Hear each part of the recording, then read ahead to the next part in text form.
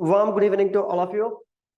അപ്പോൾ നമ്മൾ ഇന്ന് ഡിസ്കസ് ചെയ്യാൻ പോകുന്നത് ഈ വീക്കത്തെ കറണ്ട് അഫയേഴ്സ് ആണ്. ഏകദേശം 27/1/2024 മുതൽ 27/1/2024 മുതൽ 2/2/2024 വരെയുള്ള കറണ്ട് അഫയേഴ്സ് ആണ് എന്ത് ചെയ്യുന്നത് ഇന്ന് നമ്മൾ എന്ത് ചെയ്യുന്നത് ഡിസ്കസ് ചെയ്യാൻ പോകുന്നത്. ഓക്കെ, അപ്പൊ നമുക്ക് നോക്കാം എന്താണ് ഫസ്റ്റ് കറണ്ട് അഫയർ. ഓക്കെ, എന്താണ് ഫസ്റ്റ് കറണ്ട് അഫയർ എന്ന് നോക്കാം. എന്താണ് ഫസ്റ്റ് കറണ്ട് അഫയറിൽ എന്താണ് വന്നിരിക്കുന്നത്?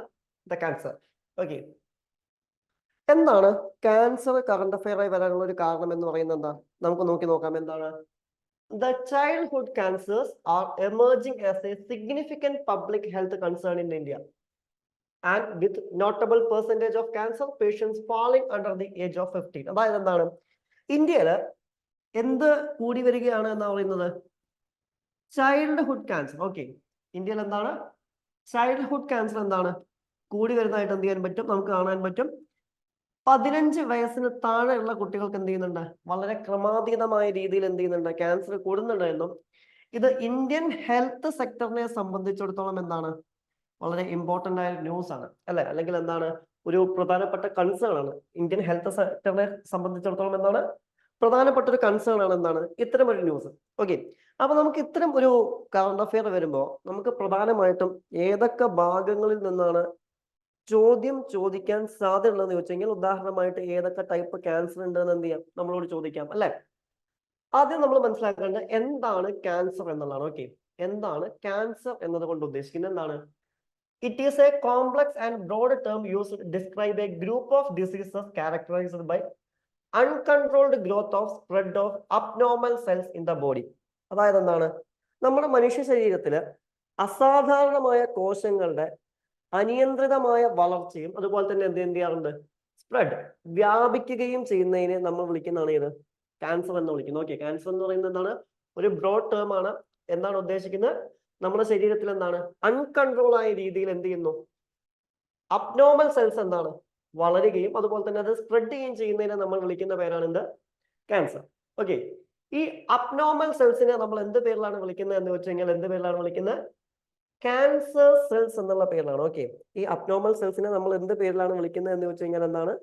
ക്യാൻസർ സെൽസ് എന്നുള്ള പേരിലാണ് എന്ത് ചെയ്യുന്നത് വിളിക്കുന്നത്. അതായത് എന്താണ് have the ability to invert the destroy healthy tissues and organs. അതായത് ഈ ക്യാൻസർ സെൽസിന് എന്തിനുള്ള കഴിവുണ്ടെന്ന് വെച്ച് കഴിഞ്ഞാൽ നമുക്കറിയാം നമ്മുടെ ശരീരത്തിൽ എന്തുണ്ട്? ഹെൽത്തി ആയിട്ടുള്ള ടിഷ്യൂസ് ഉണ്ട്, ഓർഗൻസ് ഉണ്ട്. അതിനെയൊക്കെ ഡിസ്ട്രോയ് ചെയ്യുന്നതിന്, അതായത് ഇതിനെയൊക്കെ ഡാമേജ് ആക്കാനുള്ള കഴിവ് ഏതിനുണ്ട്? ഇത്തരം ക്യാൻസർ സെൽസിനുണ്ട്. ഓക്കെ, അതാണ് പിന്നീട് എന്ത് ചെയ്യുന്നത് വളരെ വലിയ രീതിയിൽ ഒരു രോഗമായി മാറുന്നൊക്കെ ആയിട്ട് എന്ത് ചെയ്യാൻ പറ്റുക നമുക്ക് കാണാൻ പറ്റുക. In a healthy body cells grow, divide and die in a regulated manner allowing for the normal functioning of tissues and organs. നമുക്കറിയാം ഒരു ആരോഗ്യമുള്ള ശരീരത്തിൽ എന്ത് ചെയ്യുന്നുണ്ട്?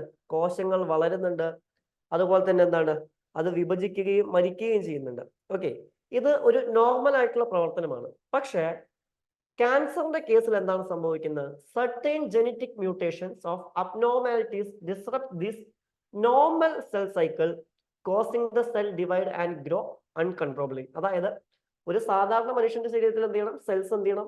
ഫോം ചെയ്യണം. അത് കൃത്യമായ രീതിയിൽ എന്ത് ചെയ്യണം? ഡൈ ചെയ്യുകയും വേണം. അതായത് ഗ്രോ ചെയ്യണം, ഡിവൈഡ് ചെയ്യണം, അതുപോലെ തന്നെ ഡൈയും ചെയ്യണം. ഇതൊരു നോർമൽ സൈക്കിൾ ആണ്. ഓക്കെ, ഇതെന്താണ്? ഒരു നോർമൽ സൈക്കിൾ ആണ്. പക്ഷേ ഈ നോർമൽ സൈക്കിളിനെ ഇല്ലാതാക്കാൻ ആർക്ക് സാധിക്കുമെന്നാണ് പറയുന്നത്? ക്യാൻസർ സെൽസിന് സാധിക്കും. ഓക്കെ, ഈ നോർമൽ സൈക്കിളിനെ ഇല്ലാതാക്കാൻ ആർക്ക് സാധിക്കും എന്ന് പറയുന്നത്? ക്യാൻസർ സെൽസിന് സാധിക്കും. ഓക്കെ, ഇതാണ് നമ്മൾ ക്യാൻസർ എന്നുള്ള പേരിൽ എന്താണ് വിളിക്കുന്നതായിട്ട് എന്ത് ചെയ്യാൻ പറ്റുക നമുക്ക് കാണാൻ പറ്റുക. ഇനി ഈ ക്യാൻസർ തന്നെ എന്താണ് പല രീതിയിലുണ്ട്. അതിലൊന്നാണ് ഏത്? ലുക്കീമിയ. എന്താണ് ലുക്കീമിയ? രക്താർബുദമാണ്. അതായത് എന്താണ്? Leukaemias are cancers of the white blood cells which begin the bone marrow. അതായത് എന്താണ് നമ്മുടെ അസ്ഥിമജ്ജയിൽ ആരംഭിക്കുന്ന വെളുത്ത രക്താണുക്കളുടെ ക്യാൻസറിനെ നമ്മൾ വിളിക്കുന്ന പേരാണ് എന്ത്? Leukaemia. And leukaemia is cancer of the body's blood forming tissues including the bone marrow and the lymphatic system. അതായത് എന്താണ് നമ്മുടെ അസ്ഥിമജ്ജ, അതുപോലെ ലിംഫാറ്റിക് സിസ്റ്റം എന്നിവ ഉൾപ്പെടെ ശരീരത്തിലെ രക്തം രൂപപ്പെടുന്ന ടിഷ്യൂസിലെ ക്യാൻസറിനെ നമുക്ക് എന്ത് പേരിൽ വിളിക്കാം? ലുക്കീമിയ എന്നുള്ള പേരിൽ എന്ത് ചെയ്യാം വിളിക്കാൻ പറ്റും. And Lymphatic system is the network of vessels, tissues and organs that help maintain the fluid balance in the body. അതുപോലെ തന്നെ എന്താണ് നമ്മുടെ ശരീരത്തിലുള്ള അല്ലെങ്കിൽ നമ്മുടെ ശരീരത്തിൽ കാണപ്പെടുന്ന ലിംഫറ്റിക് സിസ്റ്റം എന്തിനു വേണ്ടിയിട്ടാണ് സഹായിക്കുന്നത് എന്ന് ചോദിച്ചു കഴിഞ്ഞാൽ എന്താണ് ഈ ടിഷ്യൂസ് അതുപോലെ തന്നെ എന്താണ് വെസൽസ് ഇതിൻ്റെയൊക്കെ എന്താണ് ഒരു ദ്രാവക ബാലൻസ് എന്നൊക്കെ വിളിക്കാൻ പറ്റും മലയാളത്തിൽ. അതായത് എന്താണ് ഒരു ഫ്ലൂയിഡ് ബാലൻസ് നിലനിർത്താൻ വേണ്ടി സഹായിക്കുന്നതാണ്. പക്ഷെ ലുക്കീമിയ വരുമ്പോൾ എന്ത് ചെയ്യും? ഇതെല്ലാം ഏതിനെ ബാധിക്കും എന്നാണ് പറയുന്നത്? ഇതിനെ ബാധിക്കുകയും നമ്മൾ നേരത്തെ പറഞ്ഞ പോലെ തന്നെ എന്താണ് നോർമൽ സൈക്കിളിൽ നിന്ന് മാറാൻ, അതായത് ഒരു അൺകൺട്രോളബിൾ സിറ്റുവേഷൻസിലേക്ക് മാറാൻ എന്ത് ചെയ്യുന്നു? കാരണമാവുകയും ചെയ്യുന്നു. ഇതാണ് ഒരു ടൈപ്പ് എന്ന് പറയുന്നത്. പിന്നെ അടുത്ത ടൈപ്പ് എന്ന് പറയുന്നത് എന്താണെന്ന് വെച്ച് കഴിഞ്ഞാൽ എന്താണ് ലിംഫോമകളാണ്. എന്താണ് lymphoma is a broad term for cancer that begins in the cells of the lymph system. അതായത് എന്താണ് ലിംഫ് സിസ്റ്റത്തിലെ കോശങ്ങളിൽ ആരംഭിക്കുന്ന ക്യാൻസറിന്റെ വിശാലമായിട്ടുള്ള ഒരു പദമാണ് ഏതെന്ന് ഉദ്ദേശിക്കുന്നത് ലിംഫോമ എന്നതുകൊണ്ട് എന്ത് ചെയ്യുന്നത് നമ്മൾ ഉദ്ദേശിക്കുന്നത്. And there are two main types of lymphoma. അതും ലിംഫോമ എത്ര തരത്തിലുണ്ട്? 2 തരത്തിലുണ്ട് എന്നാണ് പറയുന്നത്. അതിൽ ഒന്നെന്താണ് ഒന്നാമത്തെ ടൈപ്പ് ഏതാന്ന് ചോദിച്ചു കഴിഞ്ഞാൽ ഏതാണ് എന്നാ പറയുന്നത് ഹോഡ്ജിൻ ലിംഫോമ എന്നുള്ള പേരിലാണ് അറിയപ്പെടുന്നത്, അല്ലെങ്കിൽ ഹോഡ്ജിൻ ഡിസീസ് എന്നുള്ള പേരിൽ. അതുപോലെ തന്നെ എന്താണ് നോൺ ഹോഡ്ജിൻ ലിംഫോമ അല്ലെങ്കിൽ NHL എന്നുള്ള പേരിലാണ് എന്ത് ചെയ്യുന്നത് അറിയപ്പെടുന്നത്. ഇനി Hodgkin lymphoma can often be cured. അതായത് എന്താണ് ഹോഡ്ജിൻ ലിംഫോമ എന്ന് പറയുന്നത് എങ്ങനെയായിരിക്കും എന്ന് ചോദിച്ചു കഴിഞ്ഞാൽ എന്താണ് പലപ്പോഴും സുഖപ്പെടുത്താൻ സാധിക്കുന്നതാണ്. ഓക്കെ, പക്ഷേ NHL ഇതിനെ പൂർണ്ണമായിട്ടും നമുക്ക് സുഖപ്പെടുത്താൻ സാധിക്കുമോ എന്ന് വെച്ച് കഴിഞ്ഞാൽ അതിന് ഗ്യാരണ്ടി ഒന്നും നമുക്ക് പറയാൻ പറ്റില്ല. അതിന്റെ സ്വഭാവത്തിന് അനുസരിച്ചിരിക്കും എന്നുള്ളതാണ്.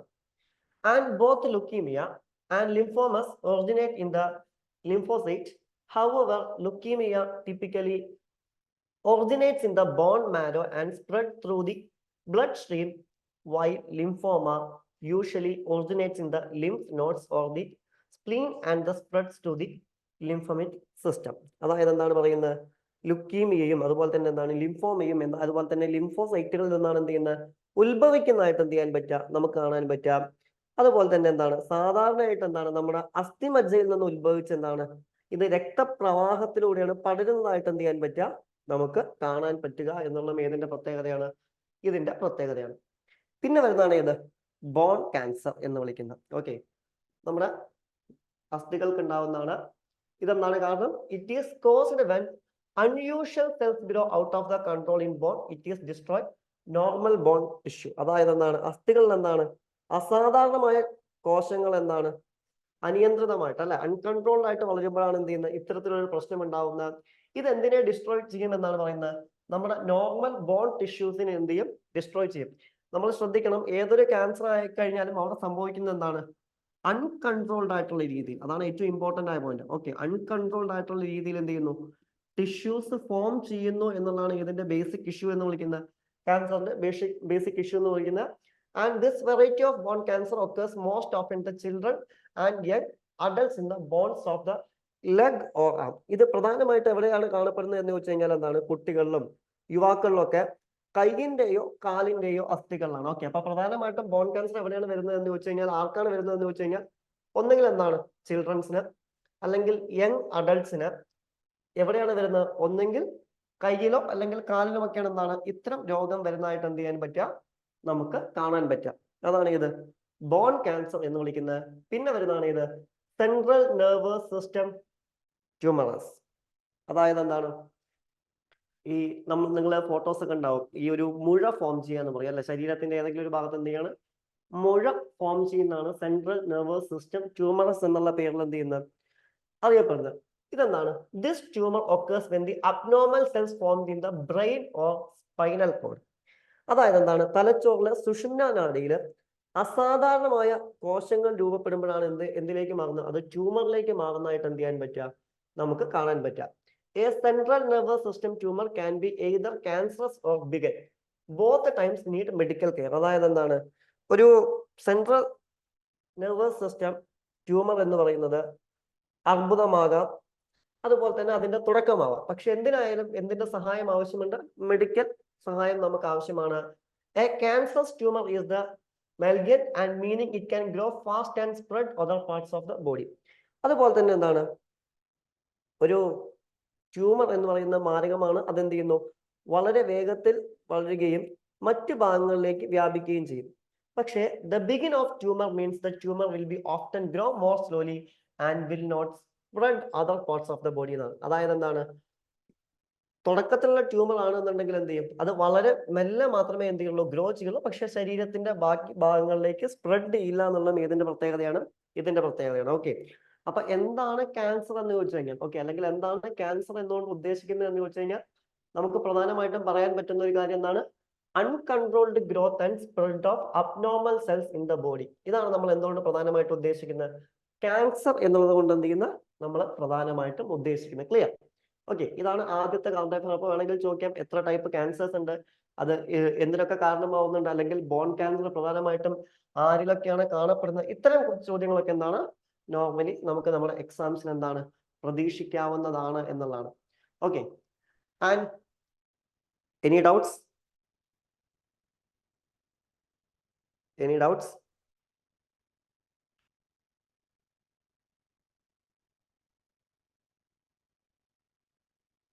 ഓക്കെ, നമ്മൾ നെക്സ്റ്റിലേക്ക് പോവാണ്. എന്താണ്? Vaibhav fellowship. Okay, next one Vaibhav fellowship. Okay, ശരി. യെസ്, എന്താണ് വൈഭവ് ഫെലോഷിപ്പ് എന്ന് പറയുന്ന ആരെങ്കിലും ന്യൂസിൽ വായിച്ചാർന്നോ? ദ ഡിപ്പാർട്ട്മെന്റ് ഓഫ്, ഒരു മിനിറ്റ്, യെസ്, എന്താണ് വൈഭവ് ഫെലോഷിപ്പ് എന്ന് പറയുന്നത്?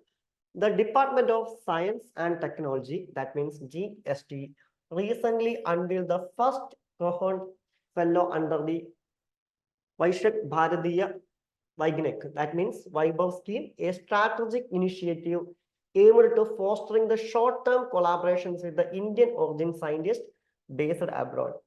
The Vaibhav scheme finds similarities with the visiting advanced joint research facility, that means called Vajra scheme initiated in 2008. അതായത് എന്താണ്?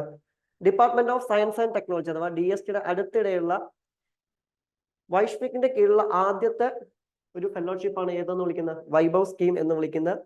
ഇതെന്ത് ചെയ്യുക? വിദേശത്തുള്ള ഇന്ത്യൻ വംശജരായ ശാസ്ത്രജ്ഞരുമായിട്ട് എന്ത് ചെയ്യുക? ഒരു നമ്മൾ ടൈപ്പ് ഉണ്ടാക്കിയെടുക്കുക, ഒരു ഷോർട്ട് ടേം റിലേഷൻഷിപ്പ് എന്ത് ചെയ്യുക, അല്ലെങ്കിൽ കൊളാബറേഷൻ ഉണ്ടാക്കിയെടുക്കുക. എന്നിട്ട് അതിനെക്കുറിച്ച് കൂടുതൽ പഠിക്കുക, ആ മേഖലയെക്കുറിച്ച് കൂടുതൽ പഠിക്കുക എന്നുള്ളതൊക്കെയാണ് എന്തുകൊണ്ട് ഉദ്ദേശിക്കുന്നത്? വൈഭവ് ഫെലോഷിപ്പ് കൊണ്ട് ഉദ്ദേശിക്കുന്നതായിട്ട് എന്ത് ചെയ്യാൻ പറ്റാം? നമുക്ക് കാണാൻ സാധിക്കാം. ഇതിന്റെ കൂടുതൽ ന്യൂസിലേക്ക് പോവാം. The government has launch Vaibhav fellowship programme in 2023. 2003 എന്ത് ചെയ്യുന്നത്? ഇത് ആരംഭിക്കുന്നതായിട്ട് എന്ത് ചെയ്യാൻ പറ്റുക? നമുക്ക് കാണാൻ പറ്റുക. And to connect the Indian STEAM means science, technology, engineering, mathematics and medicine diaspora with the Indian academic and research and development institutions for collaborative research work with leading sharing the knowledge, wisdom and best practices in the frontier areas of science and technology. അതായത് science and technology develop ചെയ്യുന്നതിന് വേണ്ടിയിട്ട് എന്ത് ചെയ്യാണ്? പ്രധാനപ്പെട്ട മേഖലകളായ ഏതൊക്കെയാണ്? Science, technology, engineering, mathematics and medicine തുടങ്ങിയ മേഖലകളിൽ കൂടുതൽ റിസർച്ച് ആൻഡ് ഡെവലപ്മെന്റ് നടത്തുന്നതിന് വേണ്ടിയിട്ടാണ് എന്ത് ചെയ്യുന്നത്? ഇത്തരം ഒരു സ്കീം ഗവൺമെന്റ് ലോഞ്ച് ചെയ്യുന്നതായിട്ട് എന്ത് ചെയ്യാൻ പറ്റുക? നമുക്ക് കാണാൻ പറ്റുക. ഓക്കെ, ഇതിൽ എന്താണ് ചെയ്യുന്നത്? The Vaibhav fellow would be identify an Indian institutions for collaboration and may spend up to 2 months. There is a year for the maximum of 3 years. The Vaibhav fellows are expected to collaborate with their Indian counterparts and help initiate research activities in the host institutions in the cutting edge areas of science and technology. അതായത് എന്താണ് ഉദ്ദേശിക്കുന്നത് എന്ന് വെച്ച് കഴിഞ്ഞാൽ, ഇപ്പൊ ഉദാഹരണമായിട്ട് നമുക്കറിയാം, നമ്മുടെ ഇന്ത്യത്തെ ഒരുപാട് സയന്റിസ്റ്റുകൾ എന്ത് ചെയ്യുന്നുണ്ട്? എബ്രോഡ് വർക്ക് ചെയ്യുന്നതായിട്ട് എന്ത് ചെയ്യാൻ പറ്റും? നമുക്ക് കാണാൻ പറ്റും അല്ലെ? പല വിദേശ രാജ്യങ്ങളിലായിട്ട് അല്ലെ, പല ഗവേഷണ കേന്ദ്രങ്ങളായിട്ട് വർക്ക് ചെയ്യും. ഇവിടെ എന്ത് ചെയ്യാണ് ചെയ്യുന്നത്? ഇന്ത്യ എന്ത് ചെയ്യും? ഇന്ത്യ എന്ന് പറയുന്ന രാജ്യം എന്ത് ചെയ്യും? അവരുമായിട്ട്, അതായത് എബ്രോഡ് വർക്ക് ചെയ്യുന്ന ആളുകളുമായിട്ട് എന്ത് ചെയ്യുന്നു? ഒരു കൊളാബറേഷൻ എന്ത് ചെയ്യുന്നു? ഉണ്ടാക്കിയെടുക്കുന്നു. ഈ കൊളാബറേഷനിലൂടെ ഉദാഹരണമായിട്ട് ഏതൊക്കെ മേഖലയിലേക്ക്, ഓക്കെ, ഇന്ത്യയുടെ ഏതൊക്കെ മേഖലയിലേക്ക് കൂടുതൽ എന്ത് ചെയ്യാൻ പറ്റും? റിസർച്ചുകൾ കൊണ്ടുവരാൻ പറ്റും, അല്ലെങ്കിൽ റിസർച്ച് ആൻഡ് ഡെവലപ്മെന്റുകൾ നടത്താൻ പറ്റും തുടങ്ങിയ കാര്യങ്ങളാണ് ഏതുകൊണ്ട് ഉദ്ദേശിക്കുന്നത്? ഈ വൈഭവ് ഫെലോഷിപ്പ് കൊണ്ട് എന്ത് ചെയ്യുന്ന ഉദ്ദേശിക്കുന്നത്? ഇതിൽ ഏകദേശം പറയുന്നത് എത്രയാണ്? Up to 2 months in an year for maximum of 3 years. അതായത് ഒരു വർഷത്തിൽ 2 മാസം വെച്ച് മാക്സിമം 3 years ആണ് ഇതിന്റെ കാലാവധി എന്ന് വിളിക്കുന്നത്. ഇതിന്റെ കാലാവധി എന്ന് വിളിക്കുന്നത്. ക്ലിയർ? ഇതാണ് എന്തുകൊണ്ട് ഉദ്ദേശിക്കുന്നത്? വൈഭവ് ഫെലോഷിപ്പ് എന്നതുകൊണ്ട് എന്ത് ചെയ്യുന്ന ഉദ്ദേശിക്കുന്നതായിട്ട് എന്ത് ചെയ്യാൻ പറ്റുക? നമുക്ക് കാണാൻ പറ്റുക. Clear? And next current affair 14th national voters day അല്ലെ? എന്താണ് ഇവിടുത്തെ വിഷയം? റൈറ്റ് ടു വോട്ട് ആണ്. ഓക്കെ, ഞാനൊരു ചോദ്യം ചോദിക്കണേ. റൈറ്റ് ടു വോട്ട് എന്ന് പറയുന്നത് ഒരു മൗലികാവകാശമാണോ അല്ലെ? എന്റെ ചോദ്യം, റൈറ്റ് ടു വോട്ട് എന്ന് പറയുന്നത് ഒരു ഫണ്ടമെന്റൽ റൈറ്റ് ആണോ അല്ലയോ? എനിവൺ, എന്താണ് റൈറ്റ് ടു വോട്ട് എന്ന് വിളിക്കുന്നത്? അതിന് ആൻസർ ചെയ്യാം. നമുക്ക് എന്തായാലും ന്യൂസിലേക്ക് പോകാം. എന്താണ്? The president of India recent address the 14th national voters day celebrations in New Delhi and presented the best electoral practices award for the year 2023. State and district level officers for their outstanding performance in the conduct of elections during 2023. അതായത് എന്താണ്? 2023 എന്താണ്? 14th ഇന്ത്യയിലെ 14th national voters ഡേക്ക് ആര് തുടക്കം കുറിച്ചിട്ടുണ്ട്? President തുടക്കം കുറിച്ചിട്ടുണ്ട് ഡൽഹിയില്. അതിന്റെ ഭാഗമായിട്ട് എന്ത് ചെയ്യുന്നുണ്ട്? ബെസ്റ്റ് ഇലക്ടോറൽ പ്രാക്ടീസസിനുള്ള അവാർഡ്, അതായത് 2023 നടത്തിയ ഇലക്ഷൻസിൽ ബെസ്റ്റ് ഇലക്ടോറൽ പ്രാക്ടീസസിനുള്ള അവാർഡ് എന്ത് ചെയ്യുന്നുണ്ട്? സ്റ്റേറ്റ് ലെവലിലും അതുപോലെ തന്നെ എന്താണ് ഡിസ്ട്രിക്ട് ലെവലിലും കൊടുക്കുന്നതായിട്ട് എന്ത് ചെയ്യാൻ പറ്റും? നമുക്ക് കാണാൻ പറ്റും. ഓക്കെ, റൈറ്റ് ടു വോട്ട് എന്ന് വിളിക്കുന്ന ഒരു ഫണ്ടമെന്റൽ റൈറ്റ് ആണ് എന്നാണ് പറയുന്നത് ഐശ്വര്യ മധുരിമ. ഓക്കെ ഫൈൻ, അങ്ങനെ ഞാൻ അംഗീകരിക്കാം. ഓക്കെ, അങ്ങനെയാണെങ്കിൽ ഇന്ത്യയിൽ റൈറ്റ് ടു വോട്ട് എന്ന് പറയുന്ന ഇന്ത്യൻ കോൺസ്റ്റിറ്റ്യൂഷന്റെ ഏത് ആർട്ടിക്കിൾ ആണ് പറയുന്നത്? In which article? ഓക്കെ, ഏത് ആർട്ടിക്കിൾ ആണ് റൈറ്റ് ടു വോട്ട് ഒരു ഫണ്ടമെന്റൽ റൈറ്റ് ആയിട്ട് പറയുന്നത്? എന്റെ ചോദ്യമാണത്. ഏത് ആർട്ടിക്കിളാണ് റൈറ്റ് ടു വോട്ട് ഒരു മൗലിക അവകാശമായി പറയുന്നുണ്ടെങ്കിൽ? ഓക്കെ, ഇനി നമുക്ക് നോക്കാം ഇതിന്റെ ബാക്ക്ഗ്രൗണ്ട് എന്താണെന്നുള്ളത്. Since 2011 national voters day has been celebrated on 25th January every year. അതായത് 2011 മുതലാണ് എന്ത് ചെയ്യുന്നത്? ജാനുവരി 25 നമ്മൾ എന്തായിട്ട് സെലിബ്രേറ്റ് ചെയ്യുന്ന? നാഷണൽ വോട്ടേഴ്സ് ഡേ ആയിട്ട് എന്ത് ചെയ്യുന്ന? സെലിബ്രേറ്റ് ചെയ്യുന്നത്. ഇനി എന്താണ് ഇതിന്റെ പ്രത്യേകത എന്ന് വെച്ച് കഴിഞ്ഞാൽ എന്താണ്? ഇലക്ഷൻ കമ്മീഷൻ ഓഫ് ഇന്ത്യയുടെ എന്താണ്? ഫൗണ്ടേഷൻ ഡേ ആണ്. ഓക്കെ, അന്ന് എന്താണ്? ഇലക്ഷൻ കമ്മീഷൻ ഓഫ് ഇന്ത്യയുടെ എന്താണ്? ഫൗണ്ടേഷൻ ഡേ ആണ്. ആൻഡ് 2024 നാഷണൽ വോട്ടേഴ്സ് ഡേയുടെ തീം എന്താണ്, അല്ലെങ്കിൽ സന്ദേശം എന്താണെന്ന് ചോദിച്ചു കഴിഞ്ഞാൽ എന്താണ്? Nothing like voting, I vote for sure. Okay, എന്താണ്? Nothing like voting, I vote for sure എന്നുള്ളതാണ് പറയുന്നതായിട്ട് എന്ത് ചെയ്യാൻ പറ്റുക? നമുക്ക് കാണാൻ പറ്റുക. ഇനി ഇലക്ഷൻ കമ്മീഷൻ ഓഫ് ഇന്ത്യ ആണ് എന്ത് ചെയ്യുന്നത്? ജനറൽ ഇലക്ഷൻസ് എന്ത് ചെയ്യുന്നത്? കണ്ടക്ട് ചെയ്യുന്നതായിട്ട് നമുക്ക് കാണാൻ പറ്റും അല്ലെ? ഇപ്പൊ 2024 എന്ത് ചെയ്യാണ്? ജനറൽ ഇലക്ഷൻസ് വരാൻ പോവാണ്. ഇലക്ഷൻ കമ്മീഷൻ ഓഫ് ഇന്ത്യ ആണ് എന്ത് ചെയ്യുന്നത്? ജനറൽ ഇലക്ഷൻ എന്താണ് കണ്ടക്ട് ചെയ്യുന്നതായിട്ട് കാണാൻ പറ്റും. അപ്പൊ അവരുടെ ഫൗണ്ടേഷൻ തന്നെയാണ് ഏത് എന്ന് വിളിക്കുന്നത്? ഈ നാഷണൽ വോട്ടേഴ്സ് ഡേ എന്നുള്ള പേരിൽ എന്ത് ചെയ്യുന്നത്? വിളിക്കുന്നതായിട്ട് എന്ത് ചെയ്യാൻ പറ്റുക? നമുക്ക് കാണാൻ സാധിക്കുക എന്നുള്ളതാണ്. And till now 17 general elections, more than 400 assembly elections have been conducted by Election Commission of India. Okay, അതായത് എന്താണ്? ഇതുവരെയുള്ള ചരിത്രം എടുത്തു നോക്കുകയാണെങ്കിൽ ഇന്ത്യയിൽ ഏകദേശം എന്ത് ചെയ്യുന്നുണ്ട്? 17ഓളം ജനറൽ ഇലക്ഷൻസും അതുപോലെ തന്നെ എന്താണ് 400ഓളം സ്റ്റേറ്റ് അസംബ്ലി അല്ലെങ്കിൽ അസംബ്ലി ഇലക്ഷൻസും എന്ത് ചെയ്യുന്നുണ്ട്? നമുക്ക് കാണാൻ പറ്റുമെന്നുള്ളതാണ്. ഓക്കെ, ഇനി മെസ്സേജിലേക്ക് പോവാം. എന്താണ് മെസ്സേജ് ചോദിച്ചിരിക്കുന്നത്? എന്റെ ചോദ്യം എന്തായിരുന്നു? ഈ റൈറ്റ് ടു വോട്ട് എന്ന് വിളിക്കുന്ന ഒരു മൗലികാവകാശമാണോ അല്ലയോ എന്നുള്ളതാണ് ഞാൻ ചോദിച്ചത്. ഓക്കെ, അത് ആർട്ടിക്കിൾ 19 ക്ലോസ് 119 അണ്ടറിൽ വരില്ല എന്ന് ചോദിച്ചു കഴിഞ്ഞാൽ ഇപ്പോഴും സുപ്രീം കോർട്ടിൽ അതുമായി ബന്ധപ്പെട്ട് ഒരുപാട് കാര്യങ്ങൾ എന്ത് ചെയ്യുന്നുണ്ട്?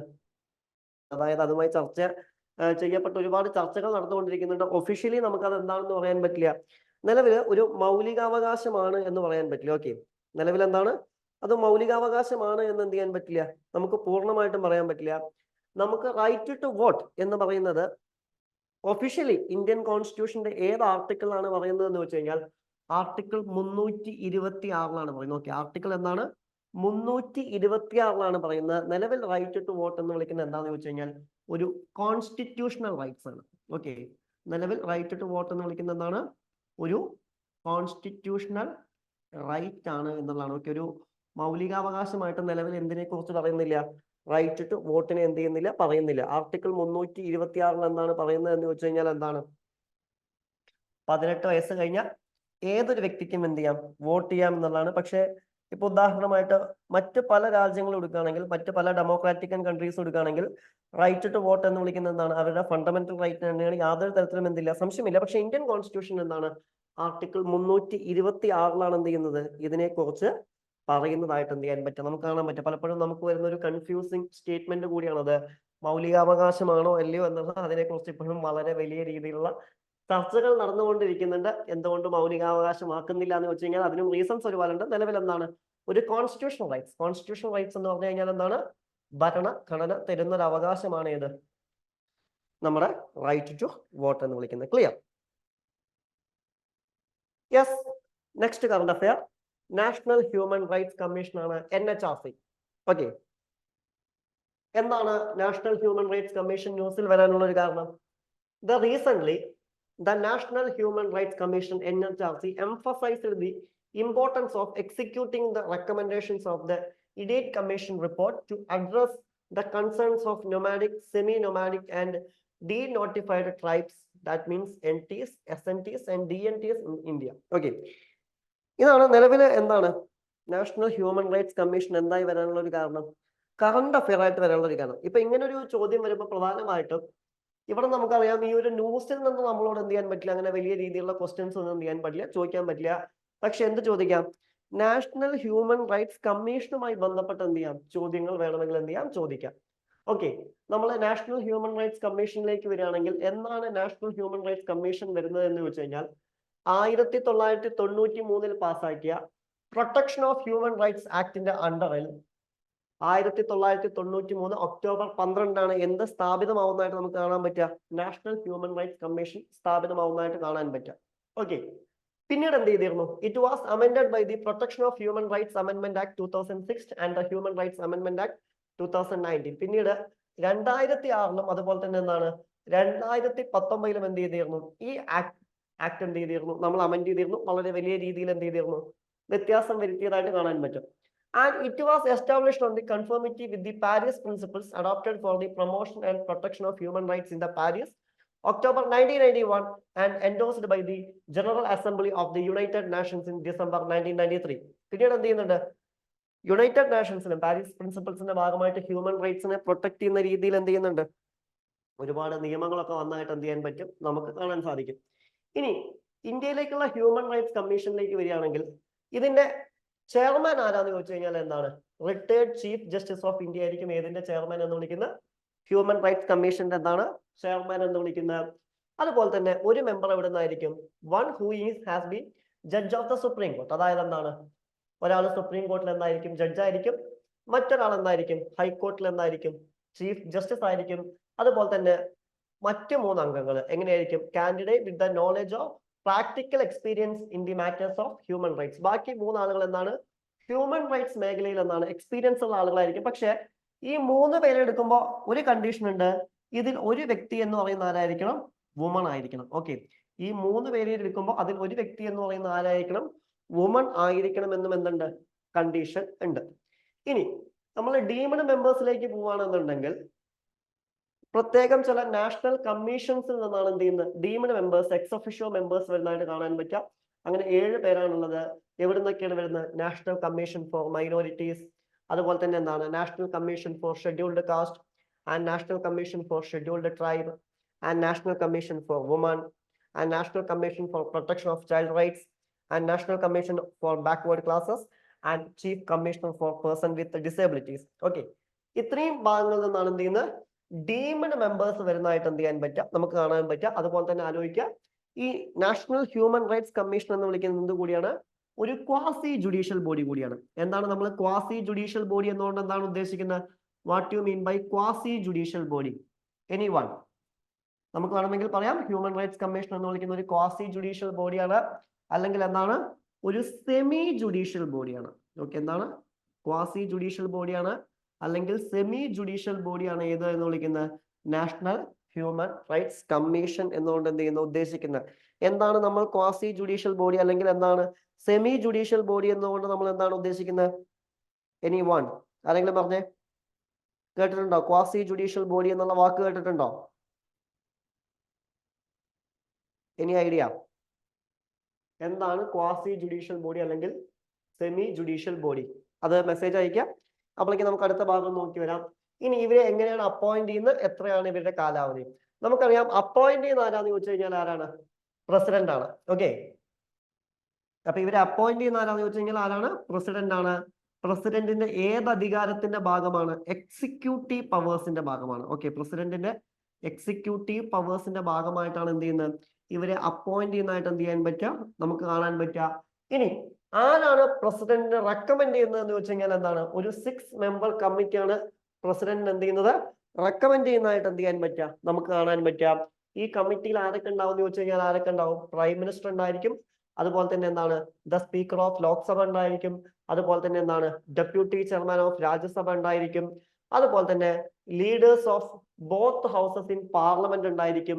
അതുപോലെ തന്നെ യൂണിയൻ ഹോം മിനിസ്റ്റർ ഉണ്ടായിരിക്കും. ഇത്രയും പേര് ചേർന്നിട്ടാണ് എന്ത് ചെയ്യുന്നത്? പ്രസിഡന്റ് ഇവരെ റെക്കമെൻഡ് ചെയ്യുന്നതായിട്ട് എന്ത് ചെയ്യാൻ പറ്റുക? നമുക്ക് കാണാൻ പറ്റുക. അപ്പൊ ആരൊക്കെ ചേർന്നിട്ടാണ് റെക്കമെൻഡ് ചെയ്യുന്നത്? പ്രൈം മിനിസ്റ്റർ ഉണ്ടായിരിക്കും. അതുപോലെ തന്നെ ദ സ്പീക്കർ ഓഫ് ലോക്സഭ ഉണ്ടായിരിക്കും. The deputy chairman of Rajya Sabha ഉണ്ടായിരിക്കും. അതുപോലെ തന്നെ leaders of the opposition both houses of parliament ഉണ്ടായിരിക്കും. ആൻഡ് യൂണിയൻ ഹോം മിനിസ്റ്റർ ഉണ്ടായിരിക്കും. ഇവരെല്ലാവരും കൂടി ചേർന്നിട്ടാണ് എന്ത് ചെയ്യുന്നത്? പ്രസിഡന്റ് റെക്കമെൻഡ് ചെയ്യുന്നതായിട്ട് കാണാൻ പറ്റാം. അതുപോലെ തന്നെ ഇവരുടെ കാലാവധി എത്രയെന്ന് ചോദിച്ചു കഴിഞ്ഞാൽ എന്താണ്? ഒന്നെങ്കിൽ എന്താണ്? 3 വർഷം, അല്ലെങ്കിൽ 70 വയസ്സാകുന്നവരെ. ഓക്കെ, ഏതാണോ ആദ്യം വരുന്നത് നമുക്ക് ഒന്നെങ്കിൽ പറയാം. ഒന്നെങ്കിൽ എന്താണ്? 3 years, അല്ലെങ്കിൽ എന്താണ്? 17 years ഓഫ് ഏജ്. ഏതാണോ ആദ്യം വരുന്നത് അതുവരെയാണ് ഇതിനെ അംഗങ്ങളുടെ എന്ന് വിളിക്കുന്നത്? കാലാവധി എന്ന് വിളിക്കുന്നത്. ക്ലിയർ? ആരും പറഞ്ഞില്ലല്ലോ എന്താണ് നമ്മുടെ ക്വാസി ജുഡീഷ്യൽ ബോഡി എന്നതുകൊണ്ട് എന്താണ് ഉദ്ദേശിക്കുന്നത്? ക്വാസി ജുഡീഷ്യൽ ബോഡി അല്ലെങ്കിൽ സെമി ജുഡീഷ്യൽ ബോഡി എന്താന്ന് ചോദിച്ചു കഴിഞ്ഞാൽ ഇത്രയേ ഉള്ളൂ. ഒരു സിവിൽ കോർട്ടിന്റെ അധികാരമുള്ള സ്ഥാപനങ്ങളെ നമ്മൾ വിളിക്കുന്ന പേരാണ് ഇത് ക്വാസി ജുഡീഷ്യൽ ബോഡി. ഒരു സിവിൽ കോടതിയുടെ അധികാരമുള്ള സ്ഥാപനങ്ങളെ നമ്മൾ വിളിക്കുന്ന പേരാണ് ഇത് quasi judicial body. For example, ഇപ്പോ national human rights commission. National human rights commission ആണെന്നുണ്ടെങ്കിൽ നാഷണൽ ഹ്യൂമൻ റൈറ്റ്സ് കമ്മീഷന് മനുഷ്യാവകാശങ്ങളുമായി ബന്ധപ്പെട്ട കാര്യങ്ങളിൽ കേസെടുക്കാൻ പറ്റും. ഫോർ എക്സാമ്പിൾ ആണ് പറയുന്നത്. ഹ്യൂമൻ റൈറ്റ്സുമായി ബന്ധപ്പെട്ട കാര്യങ്ങളിൽ എന്ത് ചെയ്യാൻ പറ്റും? കേസെടുക്കാൻ പറ്റും. അതുപോലെ ഹ്യൂമൻ റൈറ്റ്സുമായി ബന്ധപ്പെട്ട കാര്യങ്ങളിൽ മാത്രമേ കേസെടുക്കാൻ സാധിക്കൂ. ക്ലിയർ? കാരണം ആ ഒരു മേഖലയിൽ മാത്രമേ എന്ത് ചെയ്യാൻ പറ്റൂ? ഇവർക്ക് കേസെടുക്കാൻ സാധിക്കൂ. അതുപോലെ തന്നെ ഇപ്പോൾ for example national green tribunal, NGT, നിങ്ങൾ കണ്ടാവും അല്ലെ? ദേശീയ ഹരിതസേനയാണ് NGT. ഈ കൊച്ചിയിലൊക്കെ വേസ്റ്റ് കത്തിച്ചപ്പോ കേസെടുത്ത് നാഷണൽ ഗ്രീൻ ട്രൈബ്യൂണലാണ്. ഇവർക്ക് പ്രകൃതിയുമായി ബന്ധപ്പെട്ട കാര്യങ്ങളിൽ കേസെടുക്കാൻ പറ്റും. പക്ഷെ പ്രകൃതിയുമായി ബന്ധപ്പെട്ട കാര്യങ്ങളിൽ മാത്രമേ കേസെടുക്കാൻ പറ്റൂ. അപ്പോൾ ഒരു ഹൈറാർക്കിയിൽ ഇരിക്കുന്ന ഒരു സ്ഥാപനത്തിന് അവരുമായി ബന്ധപ്പെട്ട കാര്യങ്ങളിൽ മാത്രം കേസെടുക്കാൻ അധികാരമുണ്ടെങ്കിൽ നമ്മൾ വിളിക്കുന്ന പേരാണ് എന്താണ്? Quasi judicial body. ഇപ്പൊ ഉദാഹരണമായിട്ട് നാഷണൽ ഹ്യൂമൻ റൈറ്റ്സ് കമ്മീഷൻ എന്താണ്? ക്വാസി ജുഡീഷ്യൽ ബോഡിയാണ്. നാഷണൽ ഗ്രീൻ ട്രൈബ്യൂണൽ എന്താണ്? ക്വാസി ജുഡീഷ്യൽ ബോഡിയാണ്.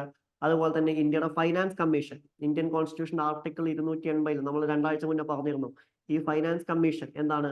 ഒരു ക്വാസി ജുഡീഷ്യൽ ബോഡിയാണ്, അല്ലെങ്കിൽ സെമി ജുഡീഷ്യൽ ബോഡി എന്നൊക്കെ വിളിക്കാം. അപ്പൊ ഇവരെയാണ് നമ്മൾ എന്ത് വിളിക്കുന്നത്? ക്വാസി ജുഡീഷ്യൽ ബോഡി അല്ലെങ്കിൽ സെമി ജുഡീഷ്യൽ ബോഡി എന്നുകൊണ്ട് ഉദ്ദേശിക്കുന്നത്. ക്ലിയർ ആണോ? Any doubts?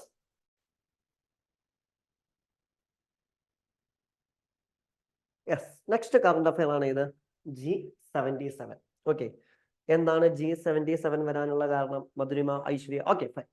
എന്താണ് G77 ന്യൂസിൽ വരാനുള്ള ഒരു കാരണം? Recent the third South Summit was held in Kampala, Uganda, bringing together the members of Group 77 and China. Okay, അപ്പൊ എന്താണ് G77 എന്നുകൊണ്ട് നമ്മൾ ഉദ്ദേശിക്കുന്നത് നോക്കാം. The group of 77, that means G77 was established on 15th June 1964. അതായത് 1964 June 15-നാണ് ഇത് സ്ഥാപിതമാവുന്നത്. Group of 77, G77 സ്ഥാപിതമാവുന്നതായിട്ട് എന്ത് ചെയ്യാൻ പറ്റുക? നമുക്ക് കാണാൻ പറ്റുക by signatures of the joint declaration of 77 developing countries. അതായത് എന്താണ്? 77 ഡെവലപ്പിംഗ് കൺട്രീസ്. ശ്രദ്ധിക്കണം, ആ വാക്ക് ശ്രദ്ധിക്കണം. ഡെവലപ്പിംഗ് കൺട്രീസ് ചേർന്നുള്ള ഗ്രൂപ്പാണ് ഏതെന്ന് വിളിക്കുന്നത്? G77 എന്ന് വിളിക്കുന്നത്. Issued at the end of first session of the United Nations Conference on Trade and Development in the Geneva. The G77 group has 134 members excluding China. Okay, നിലവിൽ എന്താണ്? 134 രാജ്യങ്ങളുണ്ട്. പക്ഷെ അതിൽ ആര് അംഗമല്ല? China അംഗമല്ല. And because the Chinese government does not consider itself as a member but rather a partner. അതായത് എന്ത് ചെയ്യുന്നില്ല? Chinese government എന്താണ്? നിലവിൽ അവരെ എന്തായി കണക്കാക്കുന്നില്ല? ഒരു മെമ്പർ ആയിട്ട് എന്ത് ചെയ്യുന്നില്ല? കണക്കാക്കുന്നില്ല, but partner. That provides political and financial support the group All through the group G77 മെന്റൻസ് ചൈന ആസ് ഇറ്റ്സ് മെമ്പേഴ്സ്. അതുപോലെ തന്നെ എന്താണ് ഇവരെന്ത് ചെയ്യുന്നുണ്ട്, G77 കൊണ്ട് ഹെൽപ്പ് ഒക്കെ കൊടുക്കുന്നുണ്ട്. പക്ഷെ ഇവര് ചൈനയെ അംഗമായിട്ടാണ് കണക്കാക്കുന്നത്. പക്ഷെ ചൈനീസ് ഗവൺമെന്റ് എന്തായിട്ടല്ല കണക്കാക്കുന്നത്, അവരെ അംഗമായിട്ടല്ല കണക്കാക്കുന്നത് എന്നുള്ളത് ഏതിന്റെ പ്രത്യേകതയാണ്, ഇതിന്റെ പ്രത്യേകതയാണ്. ഓക്കെ, അപ്പോ ഇതിൽ നമുക്ക് അധികം നോക്കാനൊന്നുമില്ല, ജസ്റ്റ് നിലവിൽ എത്ര മെമ്പേഴ്സ് ഉണ്ട് എന്നുള്ള കാര്യം മാത്രം എന്ത് ചെയ്താൽ മതി, നമ്മൾ ഓർത്ത് വെച്ചാൽ മതി. അതുപോലെ തന്നെ ഇത് എന്നാണ് നിലവിൽ വന്നത് എന്നുള്ള കാര്യം എന്ത് ചെയ്യണം, നമ്മൾ ഓർത്തിരിക്കണം. Clear? And next one, Aditya L1 അല്ലെ. നമുക്കറിയാം 3-4 ആഴ്ച മുമ്പ് വളരെ ഡീറ്റെയിൽ ആയിട്ട് നമ്മൾ ഡിസ്കസ് ചെയ്താണ് ഇത് ആദിത്യ L1 എന്ന് പറയുന്ന ഒരു ടോപ്പിക് അല്ലെ. വീണ്ടും again recently the Aditya L1 mission, India's venture to study the sun, marked a crucial milestone with the successful deployment its sixth magnetometer bore. അതാണ് ഇത് ന്യൂസിൽ വരാനുള്ള ഒരു കാരണം. ഓക്കെ, ഈ കറണ്ട് അഫയർ ഞാൻ വീണ്ടും എന്ത് ചെയ്യുന്നില്ല, വീണ്ടും എക്സ്പ്ലെയിൻ ചെയ്യുന്നില്ല. കാരണം ഓൾറെഡി നമ്മൾ എന്താണ് എക്സ്പ്ലെയിൻ ചെയ്ത് അല്ലെ, 3 ആഴ്ച മുമ്പ് എക്സ്പ്ലെയിൻ ചെയ്തൊരു കാര്യമാണ് ഈ ആദിത്യ L1 എന്ന് പറയുന്ന ഒരു ടോപ്പിക്. അതുകൊണ്ട് തന്നെ വീണ്ടും അത് എന്ത് ചെയ്യുന്നില്ല, നമ്മൾ വീണ്ടും ഡിസ്കസ് ചെയ്യുന്നില്ല. പക്ഷെ ജസ്റ്റ് ഒന്ന് നോക്കി പോവാം. Designed to study the low intensity interplanetary magnetic field in the space and boom, features 2 high precision magnetometer sensors strategically placed at the distance of 3 and 6 meters. It is constructed with a carbon fiber reinforced polymer segments. Okay, അപ്പൊ എന്തുകൊണ്ടൊക്കെ ഉണ്ടാക്കിയെന്ന് വെച്ച് കഴിഞ്ഞാൽ എന്താണ്, carbon fibre, അതുപോലെ തന്നെ എന്താണ് polymer segments ഒക്കെ ഉണ്ടാക്കിയാണ്. അതുപോലെ തന്നെ ഇത് എവിടെയാണ് പൊസിഷൻ ചെയ്യാൻ ഉദ്ദേശിക്കുന്നത്, L1 പോയിന്റിലാണ്. ഓക്കെ, അതായത് നമ്മൾ പറഞ്ഞു ടോട്ടൽ 5 പോയിന്റുകളാണുള്ളത്. അതിന് ലിഗ്രാഞ്ച് പോയിന്റ് 1 L1 പോയിന്റ് 1 എന്ത് ചെയ്യുന്നത്, ഇതിനെ പ്ലേസ് ചെയ്യാൻ ഉദ്ദേശിക്കുന്നത്. അതിന്റെ പ്രത്യേകതയും നമ്മൾ കഴിഞ്ഞ കറണ്ട് അഫയേഴ്സിൽ പറഞ്ഞിരുന്നു. ഇത്രയേ ഉള്ളൂ. L1 പോയിന്റിന്റെ പ്രത്യേകത എന്താണെന്ന് വെച്ച് കഴിഞ്ഞാൽ, ഉദാഹരണമായിട്ട് ഭൂമിയും അതുപോലെ തന്നെ സൂര്യനും തമ്മിലുള്ള അല്ലെ, L1 പോയിന്റ് എന്താണെന്ന് വെച്ച് കഴിഞ്ഞാൽ ഭൂമിയും സൂര്യനും തമ്മിലുള്ള എന്താണ് ഫോഴ്സ് എന്താണ് കംപ്ലീറ്റ്ലി ഇല്ലാതാക്കി കളയുന്ന സ്ഥലമാണ് L1 point. L1 point place ചെയ്യുകയാണെന്നുണ്ടെങ്കിൽ എന്താണ്, സൂര്യനെ കുറിച്ച് പഠിക്കുക എന്ന് വിളിക്കുന്ന എന്തായിരിക്കും, വളരെ എളുപ്പമായിരിക്കും എന്നാണ്. ഗ്രാവിറ്റേഷണൽ ഫോഴ്സ്, സൂര്യനും ഭൂമിയും തമ്മിലുള്ള ഗ്രാവിറ്റേഷണൽ ഫോഴ്സ് എന്താണ്, പൂർണ്ണമായിട്ടും ഇല്ലാതാക്കി കളയുന്ന സ്ഥലമാണ് ഏത് എന്ന് വിളിക്കുന്നത്, ഈ L1 പോയിന്റ് എന്നുള്ള പേരിൽ എന്ത് ചെയ്യുന്ന അറിയപ്പെടുന്നത്. ഓക്കെ, അപ്പൊ അത് നമ്മൾ ഓൾറെഡി കഴിഞ്ഞ ആഴ്ചയിൽ എന്താണ് ഡിസ്കസ് ചെയ്താണ്. അത് നമ്മൾ എന്ത് ചെയ്യുന്നില്ല, വീണ്ടും എന്ത് ചെയ്യുന്നില്ല, ഡിസ്കസ് ചെയ്യുന്നില്ല. ഓക്കെ, അപ്പൊ അത്രയും കാര്യങ്ങൾ എന്ത് ചെയ്യാം, നോട്ട് ചെയ്ത് വെക്കാം. ക്ലിയർ? ഇതാണ് ഇതിൽ പറയുന്നത് ആദിത്യ L1 എന്നുള്ള ഇതിൽ പറയുന്നതായിട്ട് എന്ത് ചെയ്യാൻ പറ്റുക, നമുക്ക് കാണാൻ പറ്റുക. ഓക്കെ, ഇനി അടുത്ത കറണ്ട് അഫയർ എന്താണ് വരുന്നത്, ഫുഡ് ആൻഡ് അഗ്രികൾച്ചർ ഓർഗനൈസേഷൻ ആണ് ഏതെന്ന് വിളിക്കുന്നത് അടുത്ത കറണ്ട് അഫയർ എന്നുകൊണ്ട് എന്ത് ചെയ്യുന്ന ഉദ്ദേശിക്കുന്ന കാണാൻ പറ്റുക. ഒരു മിനിറ്റ്, ഒരു message. G77 head quarters. Okay, Aishwarya, നമ്മളൊരു കാര്യം മനസ്സിലാക്കണം. ഇത്തരം ഓർഗൻസുകൾ ഉദാഹരണമായിട്ട് G20, G77 ഇവർക്കൊന്നും ഒരു ഹെഡ് ക്വാർട്ടേഴ്സ് ഉണ്ടാവില്ല. കാരണം ഇത് ഒരുപാട് ഗ്രൂപ്പുകളുടെ ഒരു ഓർഗനൈസേഷൻ ആയതുകൊണ്ട്, ഒരു ഗ്രൂപ്പ് ആയതുകൊണ്ട് തന്നെ ഒഫീഷ്യലി ഇവർക്ക് എന്തുണ്ടാവില്ല, ഹെഡ് ക്വാർട്ടേഴ്സ് ഉണ്ടായിരിക്കില്ല. ക്ലിയർ?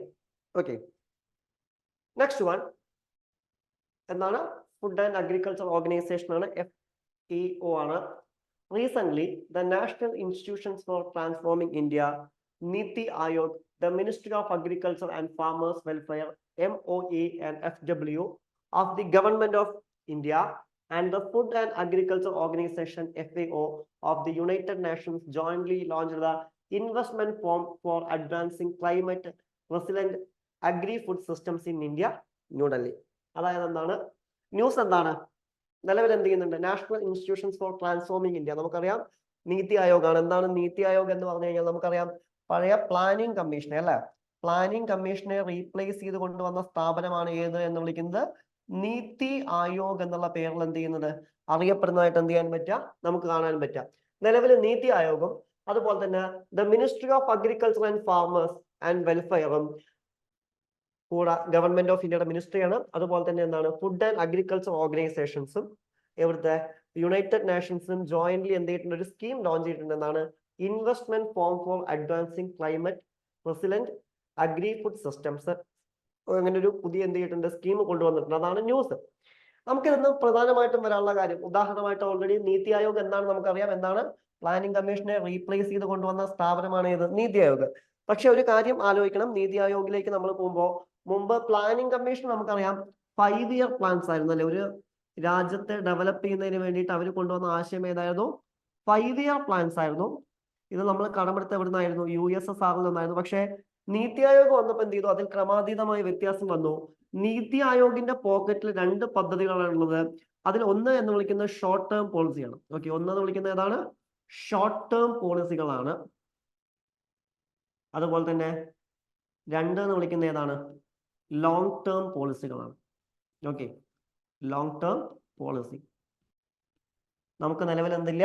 പഞ്ചവത്സര പദ്ധതികളില്ല എന്നുള്ള ഈ ഷോർട്ട് ടേം പോളിസി എന്ന് പറഞ്ഞു കഴിഞ്ഞാൽ ഏകദേശം 2 വർഷം മുതൽ 3 വർഷം വരെ നീണ്ടു നിൽക്കുന്ന, ലോങ് ടേം പോളിസി എന്ന് പറഞ്ഞാൽ 40 വർഷം മുതൽ 70 വർഷം വരെ നീണ്ടു നിൽക്കുന്നതൊക്കെയാണ്. അതായത് ഒരു ഫ്യൂച്ചർ ഇന്ത്യയെ സ്വപ്നം കണ്ടുകൊണ്ടാണ് നീതി ആയോഗ് എന്ത് ചെയ്യുന്നത്? പദ്ധതികൾ ഉണ്ടാക്കുന്നത് എന്നാണ് പറയുന്നത്. പ്ലാനിംഗ് കമ്മീഷനിൽ നിന്നും എന്താണ്? എൻറ്റയർലി ഡിഫറെന്റ് ബോഡി കൂടിയാണ്. ഓക്കെ, അത് ആലോചിച്ച് വെക്കുക. നീതി ആയോഗിന്റെ സൈഡിൽ നിന്ന് എന്ത് ചെയ്യുക? അത്തരം ഒരു കാര്യം ആലോചിച്ച് വെക്കുക. അതുപോലെ തന്നെ നീതി ആയോഗിന്റെ ചെയർമാൻ എന്ന് പറയുന്നത് നമുക്കറിയാം ആരായിരിക്കും? പ്രൈം മിനിസ്റ്റർ ഓഫ് ഇന്ത്യ ആയിരിക്കും എന്നുള്ളതാണ്. ക്ലിയർ? അപ്പൊ നമ്മുടെ ടോപ്പിക്കിലേക്ക് ഫുഡ് ആൻഡ് അഗ്രികൾച്ചർ ഓർഗനൈസേഷൻ. ഇതിൽ FAO എന്ന് പറയുന്നത് എന്താണ്? യുണൈറ്റഡ് നേഷൻസിന്റെ ഒരു സ്പെഷ്യലൈസ്ഡ് ഏജൻസിയാണ്. ഏത് എന്ന് വിളിക്കുന്ന? ഫുഡ് ആൻഡ് അഗ്രികൾച്ചർ ഓർഗനൈസേഷൻ എന്ന് പറയുന്നത്. That leads international efforts to defeat hunger. അതായത് എന്ത് ചെയ്യുക? ഏറ്റവും സിമ്പിൾ ആയിട്ട് പറഞ്ഞു കഴിഞ്ഞാൽ എന്താണ്? വിശപ്പിനെ ഇല്ലാതാക്കുക. ഫോർ എക്സാമ്പിൾ നമുക്ക് വേണമെങ്കിൽ വിളിക്കാം പോവർട്ടി, ദാരിദ്ര്യം. ദാരിദ്ര്യം എന്ന് പറഞ്ഞു കഴിഞ്ഞാൽ എന്താണ്? നമുക്ക് നമ്മുടെ ബേസിക് നീഡ്സ് കിട്ടാത്ത അവസ്ഥയാണ്. അതിലൊന്നാണ് ഫുഡ്. ഓക്കെ, അത് ഇല്ലാതാക്കുക എന്നുള്ള തന്നെയാണ് അവരുടെ ലക്ഷ്യം എന്ന് വിളിക്കുന്നത് FAO അഥവാ ഫുഡ് ആൻഡ് അഗ്രികൾച്ചർ ഓർഗനൈസേഷൻസിന്റെ എന്താണ് ലക്ഷ്യം എന്ന് വിളിക്കുന്നത്. And FAO's goal is to achieve food security for all to make sure that people have regular access enough high quality food and lead active healthy lives. അതായത് എന്ത് ചെയ്യുക? എല്ലാവരിലേക്കും ഭക്ഷണം എത്തിക്കുക എന്നുള്ളതാണ് ആരുടെ ലക്ഷ്യം?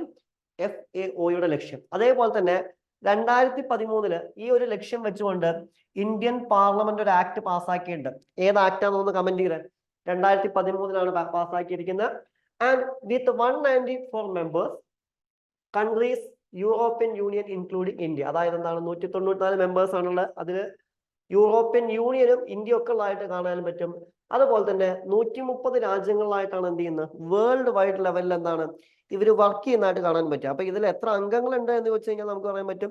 ഇതിൽ എത്ര അംഗങ്ങളാണുള്ളത്? ഏകദേശം 194 മെമ്പേഴ്സ് ആണ്. 130ഓളം രാജ്യങ്ങളിൽ എന്ത് ചെയ്യുന്നുണ്ട്? ഇവർ വർക്ക് ചെയ്യുന്നതായിട്ട് എന്ത് ചെയ്യാൻ പറ്റും? നമുക്ക് കാണാൻ സാധിക്കും എന്നുള്ളതാണ്. And the world food programme WFP and the international fund for agriculture and development are sister organizations of FAO. അതുപോലെ തന്നെ എന്താണ്? FAOയുടെ സിസ്റ്റർ ഓർഗനൈസേഷൻസ് ആണ് ഏതൊക്കെ? വേൾഡ് ഫുഡ് പ്രോഗ്രാം WFP എന്ന് പറയുന്നത്. അതുപോലെ തന്നെ international fund for agriculture and ഡെവലപ്മെന്റും എന്താണ്? Sister organisation. ഇതിന്റെ ഹെഡ്ക്വാർട്ടേഴ്സ് എവിടെയാന്ന് വെച്ച് കഴിഞ്ഞാൽ എവിടെയാണ്? റോം, ഇറ്റലിയിലാണ് ഇതിന്റെ ഹെഡ്ക്വാർട്ടേഴ്സ് എന്ന് വിളിക്കുന്നത്. ഇതിന്റെ ഹെഡ്ക്വാർട്ടേഴ്സ്. ക്ലിയർ? ഇനി ഞാനൊരു ചോദ്യം ചോദിച്ചിരുന്നു. എന്തായിരുന്നു ക്വസ്റ്റ്യൻ? 2013 എല്ലാവരിലേക്കും ഭക്ഷണം എത്തിക്കുക എന്നുള്ള ഉദ്ദേശത്തോടു കൂടി ഇന്ത്യൻ പാർലമെന്റ് പാസ്സാക്കിയ ആക്ട് ഏതാണ് എന്നുള്ളതാണ്. ഏതാണ് ആക്ട്? ഒന്ന് വേഗം പറഞ്ഞേ. ഇനി ഇവരുടെ ഫ്ലാഗ്ഷിപ്പ് പബ്ലിക്കേഷൻസ് ഏതൊക്കെയാന്ന് ചോദിച്ചു കഴിഞ്ഞാൽ ഏതൊക്കെയാണ്? The state of world fisheries and aquaculture, the state of the world's forest, the state of food security and nutrition in the world, the state of food and agriculture and the state of agriculture commodity markets. ഇതൊക്കെയാണ് അവരുടെ പ്രധാനപ്പെട്ട flagship publications എന്ന് വിളിക്കുന്നത്. FAOയുടെ flagship publications എന്ന് പറയുന്നത്. Okay, ആരും ഉത്തരം പറഞ്ഞില്ലല്ലോ. ഓക്കെ, ഗവൺമെന്റ് ഓഫ് ഇന്ത്യ പാസ്സാക്കിയ ആക്ട്, അതായത് ഇന്ത്യൻ പാർലമെന്റ് പാസ്സാക്കിയ ആക്ട് ഏതാണെന്ന് ചോദിച്ചു കഴിഞ്ഞാൽ ഒരാൾ ഉത്തരം പറഞ്ഞിട്ടുണ്ട്. Madhurima. Yes, national food security act ആണ്. ഓക്കെ, എല്ലാവരിലേക്കും ഭക്ഷണം എത്തിക്കുക എന്നുള്ള ആശയത്തോടു കൂടി നമ്മുടെ ഇന്ത്യൻ പാർലമെന്റ് പാസ്സാക്കിയ ആക്ട് ആണ് ഏത്? National food security act. ആലോചിച്ച് വയ്ക്കുക. നാഷണൽ ഫുഡ് സെക്യൂരിറ്റി ആക്ട് 2013 എന്ത് ചെയ്യുന്നത്? പാസ്സാക്കുന്നതായിട്ട് എന്ത് ചെയ്യാൻ പറ്റുക? നമുക്ക് കാണാൻ പറ്റുക. ക്ലിയർ? അത് ആലോചിച്ച് വയ്ക്കുക. ചിലപ്പോൾ എന്ത് ചെയ്യാം? ചോദിക്കാം. അതുപോലെ തന്നെ 2013 പാർലമെന്റ് പാസ്സാക്കിയ വളരെ ഇമ്പോർട്ടന്റ് ആയ ഒരു മറ്റൊരു നിയമം ഉണ്ടായിരുന്നു. ഏതാണെന്നറിയോ? 2013 ഇന്ത്യൻ പാർലമെന്റ് പാസ്സാക്കിയ ഒരു നിയമം ഉണ്ടായിരുന്നു സ്ത്രീകളുടെ പ്രൊട്ടക്ഷന് വേണ്ടിയിട്ട്. ജസ്റ്റ് ഒന്ന് റെഫർ ചെയ്ത് വെക്കുക. എന്താ സെയിം ഇയർ ആണ്. വളരെ ഇമ്പോർട്ടന്റ് ആയ ഒരു നിയമമാണ്. അതുകൊണ്ട് ഞാൻ ചോദിച്ചു എന്നേ ഉള്ളൂ. ഓക്കെ, അറിയുമെങ്കിൽ മെസ്സേജ് ചെയ്യാം. ഈ കറണ്ട് അഫയറിന് ശേഷം ആ നിയമം എന്താണെന്ന് ഞാൻ പറഞ്ഞുതരാം. Yes, next one, central state relation. Okay, എന്താണ് സെൻട്രൽ സ്റ്റേറ്റ് റിലേഷൻസ് ന്യൂസിൽ വരാനുള്ള ഒരു കാരണം? The Supreme Court is set to hear the dispute over the expansion of Border Security Force BSF jurisdiction in Punjab. അതായത് എന്താണ്, പഞ്ചാബിലെ BSFന്റെ jurisdiction കൂട്ടാൻ പോവാണ്. അതുമായി ബന്ധപ്പെട്ട കേസ് സുപ്രീം കോർട്ട് കേൾക്കുന്നുണ്ട്. ഇത് കറണ്ട് അഫെയർ ആയി വരാനുള്ള ഒരു കാരണം. ഏത്? Central state relation. ഇനി സെൻട്രൽ സ്റ്റേറ്റ് റിലേഷൻസിലേക്ക് പോവാം. അതായത് ഇന്ത്യൻ കോൺസ്റ്റിറ്റ്യൂഷൻ പ്രകാരം എന്തൊക്കെ കാര്യങ്ങളാണ് സെൻട്രൽ സ്റ്റേറ്റ് റിലേഷൻസിൽ പറയുന്നത്. ഓക്കെ, അതിൽ ആദ്യം നമുക്ക് നോക്കാനുള്ള ലെജിസ്ലേറ്റീവ് റിലേഷൻസ് ആണ്. എന്താണ് ലെജിസ്ലേറ്റീവ് റിലേഷൻ? ഇന്ത്യൻ കോൺസ്റ്റിറ്റ്യൂഷന്റെ ആർട്ടിക്കിൾ 245 മുതൽ 255 വരെ പാർട്ട് 11 എന്ത് ചെയ്യുന്നത്? ലെജിസ്ലേറ്റീവ് റിലേഷൻസിനെ കുറിച്ച്, അതായത് സെൻട്രൽ ഗവൺമെന്റും സ്റ്റേറ്റ് ഗവൺമെന്റും തമ്മിലുള്ള ലെജിസ്ലേറ്റീവ് റിലേഷൻസ്. ലെജിസ്ലേറ്റീവ് റിലേഷൻസ് എന്ന് പറഞ്ഞു കഴിഞ്ഞാൽ ലോ മേക്കിംഗ്, നിയമ നിർമ്മാണവുമായി ബന്ധപ്പെട്ട കാര്യങ്ങളുമായി ബന്ധപ്പെട്ട സെൻട്രൽ ആൻഡ് സ്റ്റേറ്റ് ഗവൺമെന്റിനെ കുറിച്ചുള്ള റിലേഷൻസിനെ കുറിച്ച് പറയുന്നതായിട്ട് എന്ത് ചെയ്യാൻ പറ്റുക? നമുക്ക് കാണാൻ പറ്റുക. And given the federal nature of the Indian Constitution, it divides the legislative powers between center and the state with respect to both the territory and the subject of legislation. അതായത് എന്ത് ചെയ്യുന്നുണ്ട്? ഉദാഹരണമായിട്ട് നമുക്കറിയാം, ഇന്ത്യ പൂർണ്ണമായിട്ടും ഒരു federal country അല്ല, എങ്കിലും എന്താണ്, ഒരു ഫെഡറൽ രാജ്യമാണ് ഏത് എന്ന് വിളിക്കുന്നത്? ഇന്ത്യ എന്ന് വിളിക്കുന്നത്. അതുകൊണ്ട് തന്നെ സെൻട്രൽ ഗവൺമെന്റിന്റേതായ അധികാരങ്ങളും അതുപോലെ തന്നെ സ്റ്റേറ്റ് ഗവൺമെന്റിന്റേതായ അധികാരങ്ങളും നൽകിയിട്ടുണ്ട്. ഓക്കെ, അതായത് അവരുടെ അതിർത്തികളിൽ എന്ത് ചെയ്യാം? അവർക്ക് നിയമം ഉണ്ടാക്കാം എന്നുള്ളതാണ്. ഇതിനെ നമ്മൾ വിളിക്കുന്ന പേരാണ് vertical distribution of powers. Okay, ഇത് എന്ത് പേരിലാണ് അറിയപ്പെടുന്നത്? വെർട്ടിക്കൽ ഡിസ്ട്രിബ്യൂഷൻ ഓഫ് പവേഴ്സ് എന്നുള്ള പേരിലാണ് എന്ത് ചെയ്യുന്നത്? അറിയപ്പെടുന്നത്. ഓക്കെ, അപ്പൊ സെൻട്രൽ ഗവൺമെന്റ് എന്താണ്? സെൻട്രൽ ഗവൺമെന്റിന്റെ കാര്യത്തിലും സ്റ്റേറ്റ് ഗവൺമെന്റ് എന്താണ്? സ്റ്റേറ്റ് ഗവൺമെന്റിന്റെ കാര്യത്തിലും എന്ത് ചെയ്യാം? നിയമനിർമ്മാണം നടത്താം. The distribution of legislative power subject under Article 246. അതായത് ഇന്ത്യൻ കോൺസ്റ്റിറ്റ്യൂഷന്റെ ആർട്ടിക്കിൾ 246 എന്ത് ചെയ്യുന്നത്? ഇതിനെ കുറിച്ച് പറയുന്നത് നമുക്കറിയാം. ഇന്ത്യൻ കോൺസ്റ്റിറ്റ്യൂഷന്റെ ആർട്ടിക്കിൾ 246 പ്രകാരവും ഇന്ത്യൻ ഭരണഘടനയുടെ 7ാമത്തെ ഷെഡ്യൂൾ പ്രകാരവും എന്തുണ്ട്? 3 ലിസ്റ്റുകളുണ്ട്. ഓക്കെ, ഉദാഹരണമായിട്ട് ഇന്ത്യൻ കോൺസ്റ്റിറ്റ്യൂഷന്റെ ആർട്ടിക്കിൾ 246 പ്രകാരവും അതുപോലെ തന്നെ ഇന്ത്യൻ കോൺസ്റ്റിറ്റ്യൂഷന്റെ 7th ഷെഡ്യൂൾ 7ാമത്തെ പട്ടിക പ്രകാരവും എന്തുണ്ട്? 3 ലിസ്റ്റുകൾ നമുക്ക് കാണാൻ പറ്റും. ഫോർ എക്സാമ്പിൾ, യൂണിയൻ ലിസ്റ്റ് ഉണ്ട് അല്ലെ, അതുപോലെ തന്നെ എന്താണ്, സ്റ്റേറ്റ് ലിസ്റ്റ് ഉണ്ട് ആൻഡ് കൺകറന്റ് ലിസ്റ്റും ഉണ്ട്. ഓക്കെ, 3 ലിസ്റ്റുകളുണ്ട്. യൂണിയൻ ലിസ്റ്റ് ഉണ്ട്, സ്റ്റേറ്റ് ലിസ്റ്റ് ഉണ്ട്, കൺകറന്റ് ലിസ്റ്റ് ഉണ്ട്. ഓക്കെ, ഇനി യൂണിയൻ ലിസ്റ്റ് എന്ന് പറഞ്ഞു കഴിഞ്ഞാൽ എന്താണ്? നമുക്കറിയാം എന്താണ്, പാർലമെന്റിന് നിയമങ്ങൾ ഉണ്ടാക്കാനുള്ള അധികാരമുള്ള മേഖലയാണ് ഏതെന്ന് വിളിക്കുന്നത്? യൂണിയൻ ലിസ്റ്റ് എന്ന് വിളിക്കുന്നത്. ഓക്കെ, ഇന്ത്യൻ പാർലമെന്റിന് നിയമങ്ങൾ ഉണ്ടാക്കാനുള്ള അധികാരമുള്ള മേഖലയെ നമ്മൾ വിളിക്കുന്ന പേരാണ് ഇത് യൂണിയൻ ലിസ്റ്റ് എന്ന് വിളിക്കുന്നത്. അതേസമയം സ്റ്റേറ്റ് ഗവൺമെന്റിന് നിയമങ്ങൾ ഉണ്ടാക്കാനുള്ള അധികാരമുള്ള മേഖലയെ നമ്മൾ വിളിക്കുന്ന പേരാണ് ഇത് സ്റ്റേറ്റ് ലിസ്റ്റ് എന്ന് വിളിക്കുന്നത്. അതുപോലെ തന്നെ പാർലമെന്റിനും അതുപോലെ തന്നെ സ്റ്റേറ്റ് ലെജിസ്ലേച്ചറിനും നിയമം ഉണ്ടാക്കാനുള്ള അധികാരമുള്ള മേഖലയാണ് ഏതെന്ന് വിളിക്കുന്നത്? കൺകറന്റ് ലിസ്റ്റ് എന്നുള്ള പേരിലും വിളിക്കുന്നത്. ഇതിൽ നമുക്കറിയാം, ഇതിൽ യൂണിയൻ ലിസ്റ്റ് എടുക്കുകയാണെന്നുണ്ടെങ്കിൽ, ഓക്കെ, യൂണിയൻ ലിസ്റ്റ് എടുക്കുകയാണെന്നുണ്ടെങ്കിൽ നിലവിൽ വരുന്ന സമയത്ത് യൂണിയൻ ലിസ്റ്റിൽ 100 വിഷയങ്ങൾ ഉണ്ടായിരുന്നു. പക്ഷെ നിലവിൽ എത്ര ഉള്ളൂ? 97 നമുക്ക് എന്ത് ചെയ്യാൻ പറ്റും? കാണാൻ പറ്റും. ഇനി സ്റ്റേറ്റ് ലിസ്റ്റിലേക്ക് പോവുകയാണെന്നുണ്ടെങ്കിൽ എന്താണ്? ഉദാഹരണമായിട്ട് മുമ്പ് എത്ര ഉണ്ടായിരുന്നു? 66 ഉണ്ടായിരുന്നു. നിലവിൽ എത്ര ഉള്ളൂ? 61 നമുക്ക് എന്ത് ചെയ്യാൻ പറ്റൂ? കാണാൻ പറ്റുള്ളൂ. അതുപോലെ തന്നെ എന്താണ്, ഇനി കൺകറന്റ് ലിസ്റ്റിൽ എത്ര എണ്ണമാണ്? 52 അപ്പൊ ഓരോരുത്തർക്കും അവരുടേതായ രീതിയിൽ എന്ത് ചെയ്യുന്നുണ്ട്? അധികാരങ്ങളെ ഡിസ്ട്രിബ്യൂട്ട് ചെയ്തിരിക്കുന്നതായിട്ട് എന്ത് ചെയ്യാൻ പറ്റും? നമുക്ക് കാണാൻ സാധിക്കും എന്നുള്ളതാണ്. ഓക്കെ, അപ്പൊ ഇങ്ങനെ 3ആയിട്ട് എന്ത് ചെയ്യുന്നുണ്ട്? തരംതിരിക്കുന്നുണ്ട്. കൂടാതെ the parliament legislation in the state field, article 249 in the abnormal times in the scheme of distribution of either modified or suspended. അതായത് ഇന്ത്യൻ കോൺസ്റ്റിറ്റ്യൂഷന്റെ ആർട്ടിക്കിൾ 249 പ്രകാരം എന്ത് ചെയ്യാൻ പറ്റും? അബ്നോർമൽ സർക്കംസ്റ്റാൻസസിൽ എന്ത് ചെയ്യാൻ പറ്റും? സ്റ്റേറ്റ് ലിസ്റ്റിൽ ആർക്ക് നിയമം നിർമ്മിക്കാൻ പറ്റും? ഇന്ത്യൻ പാർലമെന്റ് നിയമം നിർമ്മിക്കാൻ പറ്റും. അപ്പൊ ചോദിക്കാം, എന്താണ് ഈ അബ്നോർമൽ സർക്കംസ്റ്റാൻസസ്? എന്താണ് ഈ ആർട്ടിക്കിൾ 249 പറയുന്ന അബ്നോർമൽ സർക്കംസ്റ്റാൻസസ്?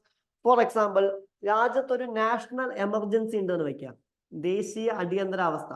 നമുക്കറിയാം, നാഷണൽ എമർജൻസി ഉള്ള സമയത്ത് അവിടെ ആർക്ക് റോളില്ല? State government റോളില്ല. പക്ഷെ ഈ നാഷണൽ എമർജൻസി വരുമ്പോൾ വേണമെങ്കിൽ സ്റ്റേറ്റ് ലിസ്റ്റിലും ആർക്ക് നിയമങ്ങൾ നിർമ്മിക്കാൻ പറ്റുമെന്നാണ് പറയുന്നത്? ഇന്ത്യൻ പാർലമെന്റിന് എന്ത് ചെയ്യാൻ പറ്റും? നിയമനിർമ്മാണം നടത്താൻ പറ്റും. അതാണ് ഏതിൽ പറയുന്നത്? ആർട്ടിക്കിൾ 249 പറയുന്നതായിട്ട് എന്ത് ചെയ്യാൻ പറ്റുക? നമുക്ക് കാണാൻ പറ്റും. Clear? And next one administrative relations ആണ്. ഇന്ത്യൻ കോൺസ്റ്റിറ്റ്യൂഷൻ ആർട്ടിക്കിൾ 256 മുതൽ 263 വരെ പാർട്ട് 11 തന്നെയാണ് പറയുന്നതായിട്ട് എന്ത് ചെയ്യാൻ പറ്റുക, നമുക്ക് കാണാൻ പറ്റുക. പിന്നെ വരുന്ന ഏതാണ്? ഫൈനാൻഷ്യൽ റിലേഷൻസ് ആണ്. ഫൈനാൻഷ്യൽ റിലേഷൻസ് പറയുന്ന ആർട്ടിക്കിൾ 256 മുതൽ 291 വരെയാണ്. അതിൽ തന്നെ എന്താണ്? The article spanning 268 to 293 in the part 12 of the constitution deal with central state financial relation. Because India is a federal country, it adheres to the division of powers when it comes taxation and the responsibility of the center to allocate funds to the state. പക്ഷേ നമ്മൾ federal country ആണെങ്കിൽ നമുക്കറിയാം ഈ സ്റ്റേറ്റിന്റെ എല്ലാ ടാക്സും collect ചെയ്യുന്നത് ആരാണ്? സെൻട്രൽ ഗവൺമെന്റ് ആണ്. ഓക്കെ, സ്റ്റേറ്റിന്റെ എല്ലാ ടാക്സും കളക്ട് ചെയ്യുന്ന ആരാണ്? സെൻട്രൽ ഗവൺമെന്റ് ആണ്. പിന്നീടാണ് എന്ത് ചെയ്യുന്നത്? ഇത് സ്റ്റേറ്റിലേക്ക് എന്ത് ചെയ്യുന്നത്? ഡിസ്ട്രിബ്യൂട്ട് ചെയ്ത് കൊടുക്കുന്നതായിട്ട് എന്ത് ചെയ്യാൻ പറ്റും? നമുക്ക് കാണാൻ പറ്റും. സെൻട്രൽ ഗവൺമെന്റ് കളക്ട് ചെയ്ത ശേഷം പിന്നീട് എന്ത് ചെയ്യുന്നത്? ഇത് സ്റ്റേറ്റിലേക്ക് ഡിസ്ട്രിബ്യൂട്ട് ചെയ്ത് കൊടുക്കുന്നതായിട്ട് എന്ത് ചെയ്യാൻ പറ്റുക? നമുക്ക് കാണാൻ സാധിക്കുക എന്നുള്ളതാണ്. ക്ലിയർ? അതുപോലെ തന്നെ പിന്നെ പറയുന്ന സുപ്രീം കോർട്ട് ഓഫ് ഇന്ത്യയുടെ കാര്യമാണ്. സുപ്രീം കോർട്ടും ഓൾസോ ഇൻ കറണ്ട് അഫയേഴ്സ് അല്ലെ. ആർട്ടിക്കിൾ 131 ആണ് എന്താണ്? Original jurisdiction. ഓക്കെ, നമ്മുടെ സുപ്രീം കോടതി എന്ത് പേരിൽ കൂടി അറിയപ്പെടുന്നുണ്ട് എന്ന് വെച്ച് കഴിഞ്ഞാൽ ഫെഡറൽ കോർട്ട് ഓഫ് ഇന്ത്യ എന്നുള്ള പേരിൽ കൂടി അറിയപ്പെടുന്നുണ്ട്. ഇതിനൊരു ഒറിജിനൽ ജൂറിസ്ഡിക്ഷൻ ഉണ്ട്. എന്താണ് ഈ ഒറിജിനൽ ജൂറിസ്ഡിക്ഷൻ എന്ന് പറഞ്ഞു കഴിഞ്ഞാൽ സെൻട്രൽ ഗവൺമെന്റോ അല്ലെങ്കിൽ മറ്റ് ഏതെങ്കിലും സംസ്ഥാനങ്ങളോ അല്ലെങ്കിൽ സെൻട്രൽ ഗവൺമെന്റോ ഏതെങ്കിലും സ്റ്റേറ്റോ അല്ലെങ്കിൽ ഏതെങ്കിലും സംസ്ഥാനങ്ങൾ സെൻട്രൽ ഗവൺമെന്റിനെതിരായിട്ടോ അല്ലെങ്കിൽ രണ്ടോ അതിലധികം സംസ്ഥാനങ്ങളോ പരസ്പരം തമ്മിൽ എന്തെങ്കിലും ബന്ധമുണ്ടെന്ന് വെക്കുക. അതായത് ഇന്ത്യൻ, ഏറ്റവും സിമ്പിളായി പറഞ്ഞാൽ ഇന്ത്യൻ ഫെഡറേഷനിൽ എന്തെങ്കിലും ഇഷ്യൂ ഉണ്ടെന്ന് വെക്കുക. ഓക്കെ, ഇവിടെ ഇന്ത്യൻ ഫെഡറേഷനിൽ ഇഷ്യൂ, അതായത് സെൻട്രൽ ഗവൺമെന്റും സ്റ്റേറ്റ് ഗവൺമെന്റും അല്ലെങ്കിൽ സ്റ്റേറ്റ് ഗവൺമെന്റും അങ്ങനെ എന്തെങ്കിലും ഇഷ്യൂസ് ഉണ്ടെങ്കിൽ അത് പരിഹരിക്കാനുള്ള അധികാരമാണ് സുപ്രീം കോർട്ടിനുള്ളത്. ആ സുപ്രീം കോർട്ടിന്റെ ആ അധികാരത്തെ നമ്മൾ വിളിക്കുന്ന പേരാണ് ഇത് ഒറിജിനൽ ജൂറിസ്ഡിക്ഷൻ. ഇന്ത്യൻ കോൺസ്റ്റിറ്റ്യൂഷന്റെ ആർട്ടിക്കിൾ 131 ഏതിനെ കുറിച്ച് പറയുന്നത്? ഒറിജിനൽ ജൂറിസ്ഡിക്ഷനെ കുറിച്ച് പറയുന്നതായിട്ട് എന്ത് ചെയ്യാൻ പറ്റുക? നമുക്ക് കാണാൻ സാധിക്കുക എന്നുള്ളതാണ്. ക്ലിയർ ആണോ? Any doubts?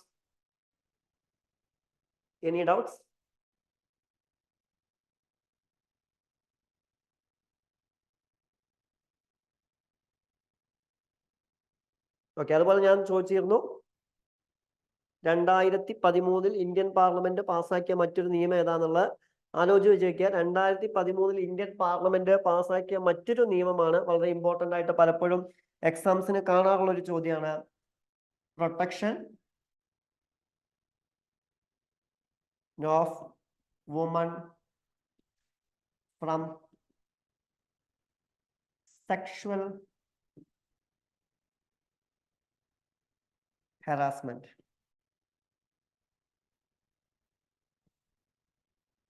ആക്ട് 2013. ഏറ്റവും സിമ്പിളായി പറഞ്ഞാൽ പോഷ് ആക്ട്. വൈശാഖ കേസിന്റെ ഭാഗമായി വന്നതാണ് പോഷ് ആക്ട്. പലപ്പോഴും എന്ത് ചെയ്യാറുണ്ട്? എക്സാംസിന് ചോദിച്ചു കാണാറുണ്ട്. അതുകൊണ്ട് ജസ്റ്റ് എന്ത് ചെയ്തു? ഒന്ന് ഓർമ്മിപ്പിച്ചു എന്നേ ഉള്ളൂ. Clear? Any doubts?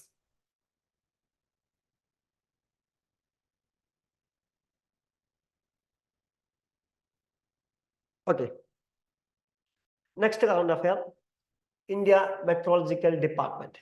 Okay, IMD. The recently India Meteorological Department IMD issued a warning about the strong probability of very dense fog in Haryana, Chandigarh and Delhi, Haryana, Chandigarh തുടങ്ങിയ സ്ഥലങ്ങളിൽ എന്ത് ചെയ്യുന്നുണ്ട്? ഇന്ത്യൻ മെട്രോളജിക്കൽ ഡിപ്പാർട്ട്മെന്റ് എന്ത് ചെയ്യുന്നുണ്ട്? Very dense ഫോഗിനുള്ള ഒരു സാധ്യത പറഞ്ഞിട്ടുണ്ട്. അതുകൊണ്ടാണ് ന്യൂസിൽ വരാനുള്ള കാരണം. ഓക്കെ, നമുക്ക് നോക്കാം ഇന്ത്യൻ മെട്രോളജിക്കൽ ഡിപ്പാർട്ട്മെന്റിനെ കുറിച്ച്. IMD was established in 1875. അതായത് 1875 എന്ത് ചെയ്യുന്നത്? ഇത് സ്ഥാപിതമാവുന്നത്. It is the national meteorological service of the country and the principal government agency in all matters relating to meteorology and the allied subjects. അതായത് എന്താണ്? Metrology അതുപോലെ തന്നെ allied സബ്ജക്റ്റുമായി ചേർന്നിട്ടാണ് എന്ത് ചെയ്യുന്നത്? അല്ലെങ്കിൽ അത്തരം കാര്യങ്ങൾക്ക് വേണ്ടിയിട്ടാണ് എന്ത് ചെയ്യുന്നത്? ഇവർ വർക്ക് ചെയ്യുന്നത്. ഇനി സോറി, ഏത് മിനിസ്റ്ററുടെ അണ്ടറിലാണ് ഇവർ വരുന്നത് എന്ന് വെച്ച് കഴിഞ്ഞാൽ ഏത് മിനിസ്റ്റർ അണ്ടറിലാണ്? Ministry of earth sciences of the government of India അണ്ടറിലാണ് വരുന്നത്. ഇവരുടെ ഹെഡ് ക്വാർട്ടേഴ്സ് എവിടെയെന്ന് വെച്ച് കഴിഞ്ഞാൽ എവിടെയാണ്? ന്യൂഡൽഹിയിലാണ് അവരുടെ ഹെഡ് ക്വാർട്ടേഴ്സ് എന്ന് വിളിക്കുന്നത്. And IMD is also one of the 6 regional specialised metrological centres of the world metrological organisation. ഇതും ആരുടെ പ്രത്യേകതയാണ്? ഇവരുടെ പ്രത്യേകതയാണ്. Okay, next current affair. അത് അത്ര കണ്ട് ഇമ്പോർട്ടന്റ് അല്ല, ജസ്റ്റ് നിങ്ങൾ എന്നാണ് സ്റ്റാർട്ട് ചെയ്ത് അത്രയും കാര്യങ്ങൾ നോക്കുക, ഏത് മിനിസ്റ്റർ അണ്ടറിലാണ് എന്നുള്ളത് എന്ത് ചെയ്യുക, ആലോചിച്ച് വെക്കുക. ആൻഡ് നെക്സ്റ്റ് കറണ്ട് അഫെയർ എന്താണ്? നെക്സ്റ്റ് കറണ്ട് അഫെയർ എന്താണ്? റഷ്യസ് ഡേ അല്ലെ? Russia's day also known as Shahid Divas is observed on 13th January each year to pay homage to the brave souls who sacrificed their lives for the freedom and welfare of nation. So, ഇതുമായി ബന്ധപ്പെട്ട കാര്യങ്ങളാണ്. One of the most significant event associated with this day is the Punyati, the death anniversary of Mahatma Gandhi, the father of the nation. Okay. The death is at any time blessed, but it is the twice blessed for the warrior who dies for his case, that is truth. ഇതാരുടെ quotation ആണ്? മഹാത്മാഗാന്ധിയുടെ എന്താണ് quotation ആണ്. Also, Merchants Day is also commemorated on the 23rd March to remember the sacrifice of 3 extraordinary revolutionaries of India like Bhagat Singh, Rajguru and Sukhdev Thapar. Okay, ഇവരുടെയും കൂടി ഓർമ്മയ്ക്ക് വേണ്ടിയിട്ടാണ് ഇതെന്ത് ചെയ്യുന്നത്, സെലിബ്രേറ്റ് ചെയ്യുന്നതായിട്ട് എന്ത് ചെയ്യാൻ പറ്റും, നമുക്ക് കാണാൻ പറ്റും. നമ്മൾ പലപ്പോഴും ഇമ്പോർട്ടന്റ് ഡേയ്സ് എന്നൊക്കെ എന്താണ് ചോദിക്കുന്ന ഒരു ചോദ്യമാണ്. നെക്സ്റ്റ് വൺ ആണ് ഇത് MTP Amendment Act 2021, medical termination of pregnancy അമെൻമെന്റ് ആക്ട് ആണ്. And recent the new Delhi high court has reversed in order that permits a 26-year-old woman to terminate her 29 weeks old pregnancy. Okay, ഇതാണ് news വരാനുള്ള ഒരു കാരണം. ഇനി നമുക്ക് നോക്കാനുള്ള എന്താണ് ഇതുമായി ബന്ധപ്പെട്ട് എന്താണ് 2021 വന്ന മാറ്റങ്ങൾ, അതായത് മെഡിക്കൽ ടെർമിനേഷൻ ഓഫ് പ്രഗ്നൻസി ആക്ടിന് വന്ന മാറ്റങ്ങൾ എന്താണ്. അതായത് 1971 എന്ത് ചെയ്യുന്നത്, ഇത്തരം ഒരു നിയമം എന്ത് ചെയ്യുന്നത് നിലവിൽ വരുന്നതായിട്ട് കാണാൻ പറ്റും. ഓക്കെ, 1971 എന്ത് ചെയ്യുന്നത് ഇത്തരം ഒരു നിയമം എന്ത് ചെയ്യുന്നത് നിലവിൽ വരുന്ന ഏത് പേരിൽ, medical termination of pregnancy act എന്നുള്ള പേരിൽ എന്ത് ചെയ്യുന്നത് നിലവിൽ വരുന്നതായിട്ട് എന്ത് ചെയ്യാൻ പറ്റുക, നമുക്ക് കാണാൻ പറ്റുക. പിന്നീട് എന്ത് ചെയ്യുന്നുണ്ട്, 2021 എന്ത് ചെയ്യുന്നുണ്ട്, ഈ നിയമത്തെ നമുക്ക് എന്ത് ചെയ്യുന്നുണ്ട് അമെൻഡ് ചെയ്യുന്നുണ്ട്, അതായത് ഭേദഗതി വരുത്തുന്നതായിട്ട് എന്ത് ചെയ്യാൻ പറ്റും, നമുക്ക് കാണാൻ പറ്റും. ഇനി ഇതിൽ വന്ന പ്രധാനപ്പെട്ട മാറ്റങ്ങൾ എന്തൊക്കെയാണ്? For example, up to 12 weeks 12 ആഴ്ച വരെ എങ്ങനെയായിരിക്കും, on the advice of 1 doctor. അതായത് എന്താണ്, ഒരു ഡോക്ടറുടെ സമ്മതത്തോടു കൂടി അല്ലെങ്കിൽ അഡ്വൈസോട് കൂടി എന്ത് ചെയ്യാം, ടെർമിനേറ്റ് ചെയ്യാം. ഓക്കെ, ഇവിടെ തന്നെയാണ് പറയുന്നത് on advice of 1 doctor. And 12 മുതൽ 20 ആഴ്ച വരെയാണെങ്കിൽ എന്താണ് വ്യത്യാസം, on the advice of 2 doctors ആണ്. പക്ഷെ 2021 അമെൻഡ് ചെയ്തപ്പോൾ വീണ്ടും പറയുന്നത് എന്താണ്, on the advice of 1 doctor. അതായത് 2021 12 ആഴ്ച മുതൽ 20 ആഴ്ച വരെ അബോർട്ട് ചെയ്യാനാണെന്നുണ്ടെങ്കിൽ ആരുടെ അഡ്വൈസ് മതി, ഒരൊറ്റ ഡോക്ടറുടെ ഇത് ഉണ്ടായാൽ മതി, അഡ്വൈസ് ഉണ്ടായാൽ മതി. അതുപോലെ തന്നെ 20 മുതൽ 24 ആഴ്ച വരെയാണെങ്കിൽ 1971 നിയമം വെച്ച് എന്തല്ല, അലൗഡ് അല്ല. പക്ഷെ 2021 അമെൻമെന്റ് ആക്ട് പറയുന്നത് എന്താണ്, on the advice of 2 doctors for special categories of pregnant woman. അതായത് എന്താണ്, 2 ഡോക്ടേഴ്സിന്റെ എന്താണ് അഡ്വൈസോട് കൂടി വേണമെങ്കിൽ എന്ത് ചെയ്യാവുന്നതാണ്. Okay, and more than 24 weeks ആണെങ്കിൽ 1971 നിയമം വെച്ച് എന്നല്ല ഒരു കാരണവശാലും പോസിബിൾ അല്ല. ആൻഡ് 2021 നിയമം എന്താണ് പറയുന്നത്, on the advice of medical board in the case of substantial foetal abnormality. അതായത് എന്തെങ്കിലും തരത്തിൽ അബ്നോർമാലിറ്റി ഉണ്ടെന്നുണ്ടെങ്കിൽ മെഡിക്കൽ ബോർഡിന്റെ അഡ്വൈസോട് കൂടിയിട്ട് എന്ത് ചെയ്യാൻ പറ്റും, ടെർമിനേറ്റ് ചെയ്യാൻ പറ്റും. And any time during the pregnancy ആണ് പിന്നെ ചോദിച്ചിരിക്കുന്നത് എന്താണ്, on the advice of 1 doctor if immediately necessary to save the pregnant woman's life. അതായത് എന്താണ്, പ്രഗ്നന്റ് വുമൻസിന്റെ ലൈഫ്, ഉദാഹരണമായിട്ട് പ്രസവിക്കുകയാണെങ്കിൽ ആ ഒരു വ്യക്തി മരണത്തിലേക്ക് പോകാൻ സാധ്യത ഉണ്ട് എന്നുണ്ടെങ്കിലുള്ള കാര്യമാണ് ഇവിടെ പറയുന്നത്. ഇവിടെ എന്താണ് പറയുന്നത്, 2021 നിയമം എന്താണ് പറയുന്നത്, on the advice of 1 doctor if immediately necessary to save pregnant woman's life. ഇവിടെ അത് തന്നെയാണ് പറയുന്നത്. പക്ഷെ ചില കാര്യങ്ങളിൽ ഉദാഹരണമായിട്ട് പ്രധാനമായിട്ടും 12 മുതൽ 20 വരെയുള്ള ആഴ്ചകളുടെ വ്യത്യാസം വന്നിട്ടുണ്ട് നിയമത്തില്. അതുപോലെ തന്നെ 20 to 24, മോർ ദാൻ 24 weeks. ചിലപ്പോൾ എന്ത് ചെയ്യാം, എക്സാമിന് ഇത് തമ്മിലുള്ള ഡിഫറൻസ് എന്താണ് ചോദിക്കാനുള്ള ഒരു ചാൻസ് ഉണ്ട്. ഓക്കെ, പഴയ നിയമവും പുതിയ നിയമങ്ങളും അല്ലെങ്കിൽ അമെൻഡ് ചെയ്തപ്പോൾ ഏത് രീതിയിൽ വ്യത്യാസം വന്നു തുടങ്ങിയ രീതിയിലുള്ള എന്താണ് ഡിഫറൻസസ് എന്താണ് ചോദിക്കാനുള്ള ചാൻസ് ഉണ്ട്. Clear? Any doubts? Any doubt ഉണ്ടെങ്കിൽ നിങ്ങൾക്ക് മെസ്സേജ് അയച്ചിടാം. Okay, next one, the current affair Aadhaar. എന്താണ് the Indian government has recently emphasized the Aadhaar is not a proof of citizenship or date of birth. Okay, നമുക്ക് already അറിയാം ആധാർ എന്ന് പറയുന്ന ഒരു കാരണവശാലും എന്തിനുള്ള രേഖയല്ല, സിറ്റിസൺഷിപ്പിനുള്ള രേഖയല്ല. പക്ഷെ ഗവൺമെന്റ് ഓഫ് ഇന്ത്യ ഒരു കാര്യം കൂടി പറഞ്ഞു വെക്കുന്നുണ്ട്, date of birth. Date of ബർത്തിനുള്ള രേഖ കൂടിയല്ല ഏത് എന്ന് വിളിക്കുന്നത്, ആധാർ എന്ന് വിളിക്കുന്നു. നമുക്ക് ഓൾറെഡി നമുക്കറിയാം സിറ്റിസൺഷിപ്പിനുള്ള രേഖ ഇന്ത്യയിൽ എന്തായാലും എന്തല്ല, ആധാർ അല്ല. പക്ഷെ നിലവിൽ എന്ത് ചെയ്യുന്നുണ്ട്, ഒരു കാര്യം കൂടി പറയുന്നുണ്ട്, ഡേറ്റ് ഓഫ് ബർത്ത്. നിങ്ങളുടെ ഡേറ്റ് ഓഫ് ബർത്ത് തെളിയിക്കാനുള്ള ഒരു രേഖയും അല്ല ഇത് ആധാർ. ഇപ്പോൾ ഡേറ്റ് ഓഫ് ബർത്ത് തെളിയിക്കാൻ നമ്മൾ പല രേഖകൾ ഉപയോഗിക്കാറുണ്ട്. ഉദാഹരണമായിട്ട് വേണമെങ്കിൽ നമുക്ക് നമ്മുടെ SLC ബുക്ക് ഉപയോഗിക്കാം അല്ലെ. പക്ഷെ ആധാർ ഒരിക്കലും എന്ത് പ്രൂവ് ചെയ്യാൻ യൂസ് ചെയ്യരുത്, ഡേറ്റ് ഓഫ് ബർത്ത് പ്രൂവ് ചെയ്യാൻ യൂസ് ചെയ്യരുത്. അതുപോലെ തന്നെ സിറ്റിസൺഷിപ്പും പ്രൂവ് ചെയ്യാൻ പോസിബിൾ അല്ല എന്നുള്ളതാണ് പറയുന്നത്. ആൻഡ് ന്യൂസിലേക്ക് പോവാം. What are the legal clarification of the use of Aadhaar and identity document? Bombay High Court. ഇത് ബോംബെ ഹൈക്കോർട്ട് എന്താണ് പറഞ്ഞിരിക്കുന്നത്? The Bombay High Court in the state of Maharashtra versus Unique Identification Authority of India, that means Uday case 2022, clarified the scope of and limitations of Aadhaar as an identity document. The court stated that Aadhaar is only proof of identity and residence, not a citizenship of date of birth. അതായത് 2022 Maharashtra versus unique identification authority of India case 2022 പ്രകാരം Bombay high court പറയുന്നുണ്ട് എന്താണ്, ആധാർ എന്ന് പറയുന്നത് നിങ്ങളുടെ identity തെളിയിക്കാനുള്ള രേഖയും നിങ്ങൾ എവിടെ താമസിക്കുന്നു എന്ന് തെളിയിക്കാനുള്ള രേഖയുമാണ്. അല്ലാതെ ഒരു കാരണവശാലും ഒരു വ്യക്തിയുടെ സിറ്റിസൺഷിപ്പോ അല്ലെങ്കിൽ ഡേറ്റ് ഓഫ് ബർത്തോ തെളിയിക്കാനുള്ള രേഖയല്ല ഏത്, ആധാർ എന്നാണ് പറയുന്നത്. ക്ലിയർ? ആൻഡ് എന്താണ് ഇതിൽ സുപ്രീം കോർട്ടിന്റെ വിധി? The supreme court of India is the case of Justice K.S. Puttaswamy, retired, and versus Union of India 2018 has upheld the constitutional validity of Aadhaar. അല്ല, ഇന്ത്യയിലെ തന്നെ ഏറ്റവും ഫേമസ് കേസാണ് ഇത്, justice KS Puttaswamy retired versus Union of India കേസ്. അതായത് retired justice Puttaswamy എന്നുള്ള case പേരിലാണ് അറിയപ്പെടുന്നത്. നമുക്കറിയാം right to privacy, right to privacy, സ്വകാര്യതയ്ക്കുള്ള അവകാശം മൗലികാവകാശമാണ് എന്ന് പറഞ്ഞ കേസുകളിൽ ഒന്നും കൂടിയാണ് ഇത് ജസ്റ്റിസ് റിട്ടയർഡ് പുട്ടുസ്വാമി കേസ്. അതുപോലെ തന്നെ നമുക്കറിയാം എന്താണ് ജസ്റ്റിസ് റിട്ടയർഡ് പുട്ടുസ്വാമി കേസിന്റെ പ്രത്യേകത, ഇന്ത്യയിൽ നടന്ന കേസുകളിലെ രണ്ടാമത്തെ ഏറ്റവും വലിയ കേസാണ്, ദ സെക്കൻഡ് വൺ. ആദ്യത്തെ ഏതാണെന്ന് ചോദിച്ചു കഴിഞ്ഞാൽ അറിയാം നമുക്ക് ഏതാണ്, ദ ഗ്രേറ്റ് കേശവാനന്ദ് ഭാരതി കേസാണ്. ആൻഡ് ഇന്ത്യയിൽ നടന്ന കേസുകളിലെ രണ്ടാമത്തെ ഏറ്റവും വലിയ കേസാണ് ഇത്, the justice retired Puttaswamy case. എന്താണ് ജസ്റ്റിസ് റിട്ടയർഡ് പുട്ടുസ്വാമി കേസിൽ സുപ്രീം കോർട്ടിന്റെ വിധി?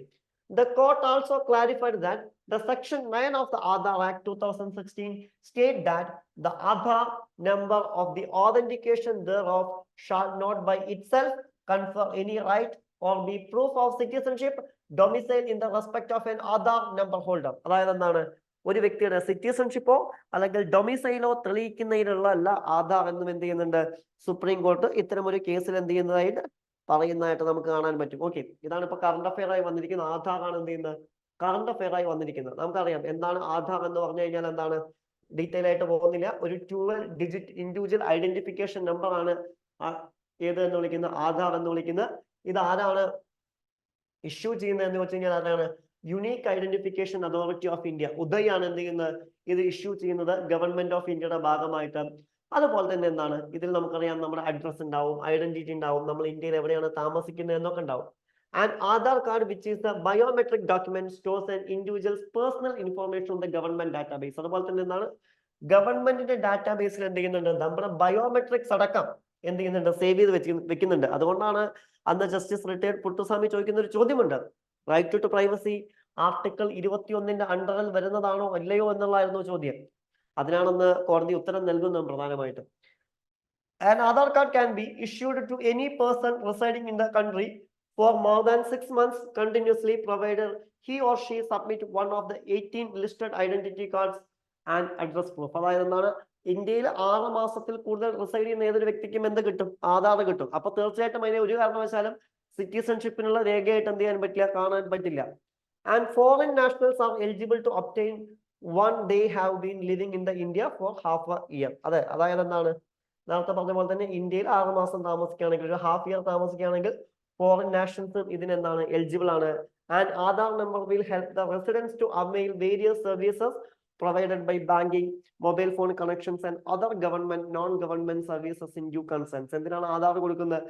ഒരു വ്യക്തി ഇന്ത്യയിൽ വന്ന് ജീവിക്കുമ്പോൾ അദ്ദേഹത്തിന് ബാങ്കിങ് സേവനങ്ങൾ കിട്ടുന്നതിന്, മൊബൈൽ ഫോൺ കണക്ഷൻസ് എടുക്കുന്നതിന്, ഗവൺമെന്റിന്റെയും നോൺ ഗവൺമെന്റിന്റെയും സർവീസസ് ഒക്കെ കിട്ടുന്നതിനാണ് നമ്മൾ എന്ത് പ്രൊവൈഡ് ചെയ്യുന്നത്? ആധാർ പ്രൊവൈഡ് ചെയ്യുന്നതായിട്ട് എന്ത് ചെയ്യാൻ പറ്റുക? കാണാൻ സാധിക്കുക. ക്ലിയർ? അപ്പൊ തീർച്ചയായിട്ടും ഇത് എന്തിനുള്ള രേഖയല്ല? സിറ്റിസൺഷിപ്പിനുള്ള രേഖയല്ല എന്നുള്ളതാണ്. Clear? And next current affair, Khelo India Youth Games. The 6th edition of Khelo India Youth Games KIYG is currently underway, happening from 9th January to 31st January 2024 across 4 cities in Tamil Nadu, Chennai, Trichy, Madurai, Coimbatore. അതായത് എന്താണ്? ഉദാഹരണമായിട്ട് എന്താണ്? തമിഴ്നാട്ടിലെ ചെന്നൈ, ട്രിച്ചി, മധുരൈ, കോയമ്പത്തൂർ തുടങ്ങിയ 4 സിറ്റീസിലായിട്ട് എന്ത് നടന്നുകൊണ്ടിരിക്കുകയാണ്? 6th edition of Khelo India youth games നടന്നുകൊണ്ടിരിക്കുകയാണ്. അതുമായി ബന്ധപ്പെട്ടാണ് എന്ത്? Current affair. ഇനി എന്താണ് KIYG എന്ന് പറയുന്നത്? It is the national level multi disciplinary sports competition four schools and college students India. ഇന്ത്യയിൽ എന്താണ്? സ്കൂൾ ആൻഡ് കോളേജ് സ്റ്റുഡൻസിനുള്ള ഏതാണ്? ഒരു കോമ്പറ്റീഷൻ കൂടിയാണ് ഏതെന്ന് വിളിക്കുന്നത്? ഖേലോ ഇന്ത്യ യൂത്ത് ഗെയിംസ് എന്ന് വിളിക്കുന്നത്. The games are held annually in January or February and are part of the government Khelo India initiative. ഗവൺമെന്റിന്റെ ഖേലോ ഇന്ത്യ ഇനിഷ്യേറ്റീവിന്റെ ഭാഗമായിട്ട് ഇത് ജനുവരിയിലോ അല്ലെങ്കിൽ ഫെബ്രുവരിയിലോ ആയിട്ടാണ് എന്ത് ചെയ്യുന്നത്?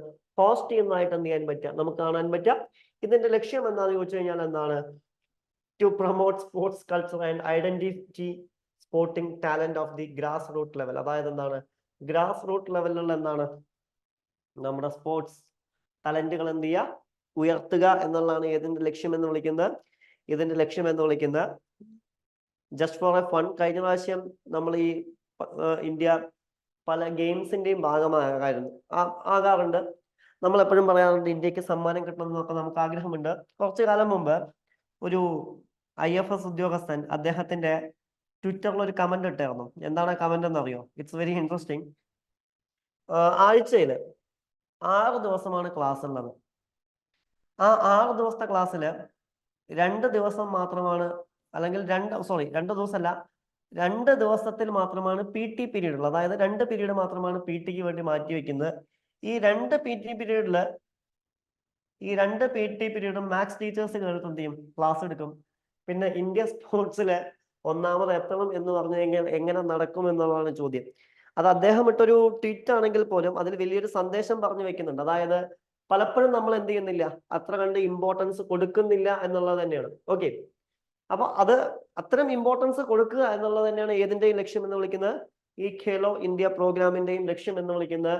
ഇത് മുൻപ് 5 എഡിഷൻസ് ആണ് നടന്നിട്ടുള്ളത്.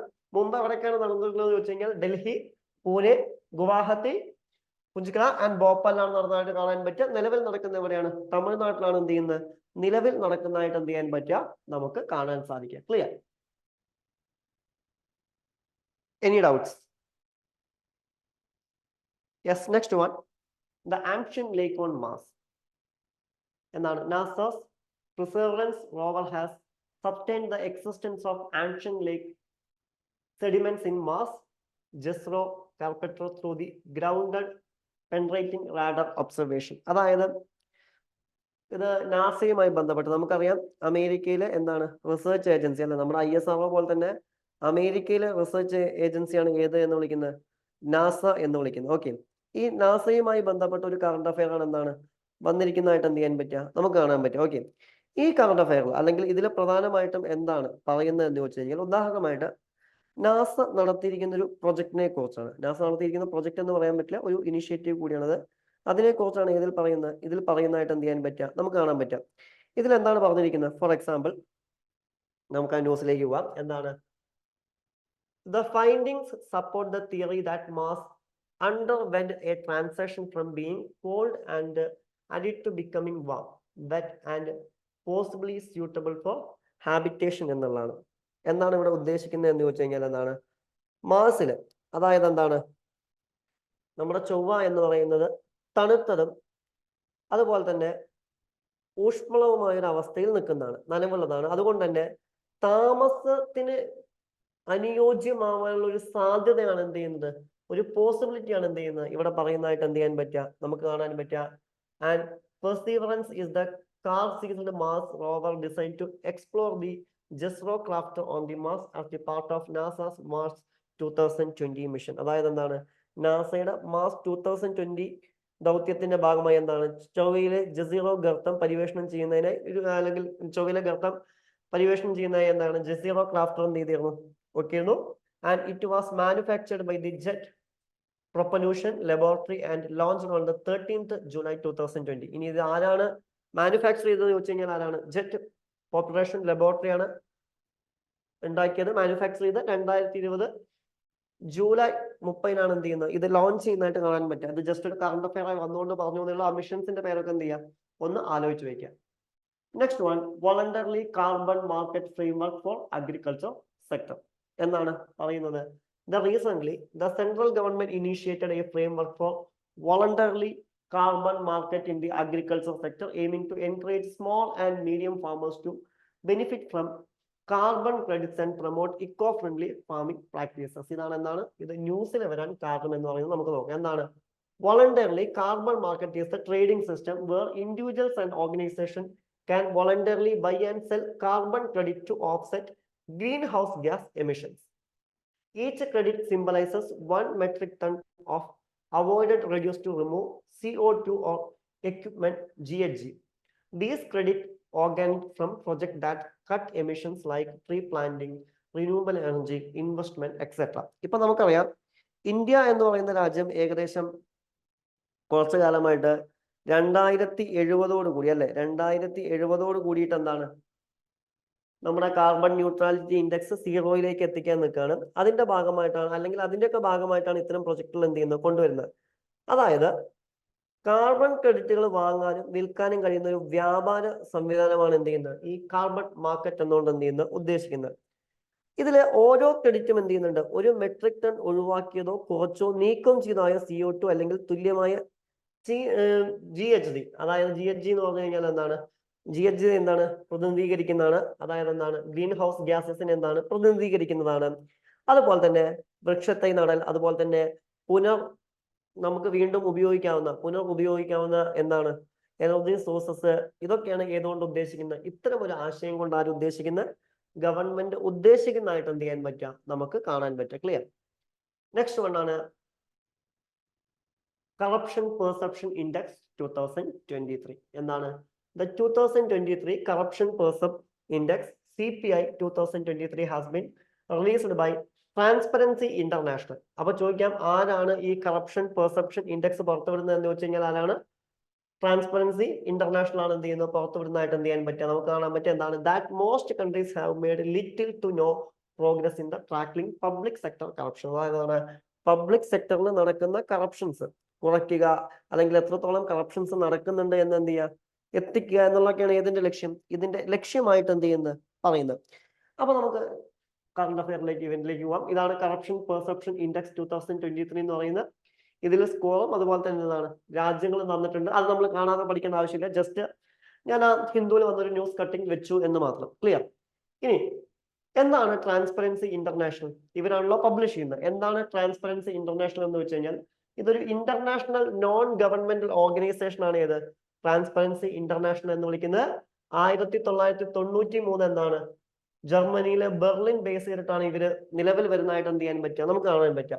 ഇനി ഇവരുടെ ലക്ഷ്യം എന്താണ്, it is the non profit purpose, it is to take actions to combat global corruption with the civil സൊസൈറ്റിക്കൽ anti corruption measures and prevent the criminal activities arising from corruption. അതുപോലെ തന്നെ എന്ത് ചെയ്യണം, ഇതൊരു നോൺ പ്രോഫിറ്റ് പർപ്പസ് ഓർഗനൈസേഷൻ ആണ്. Corruption ഉണ്ടാവുന്നത് തടയുക, അതുപോലെ അതുവരെ ഉണ്ടാവുന്ന ക്രിമിനൽ ആക്ടിവിറ്റീസ് തടയുക എന്നുള്ളതൊക്കെയാണ് ആരുടെ ലക്ഷ്യം, ഇവരുടെ ലക്ഷ്യം.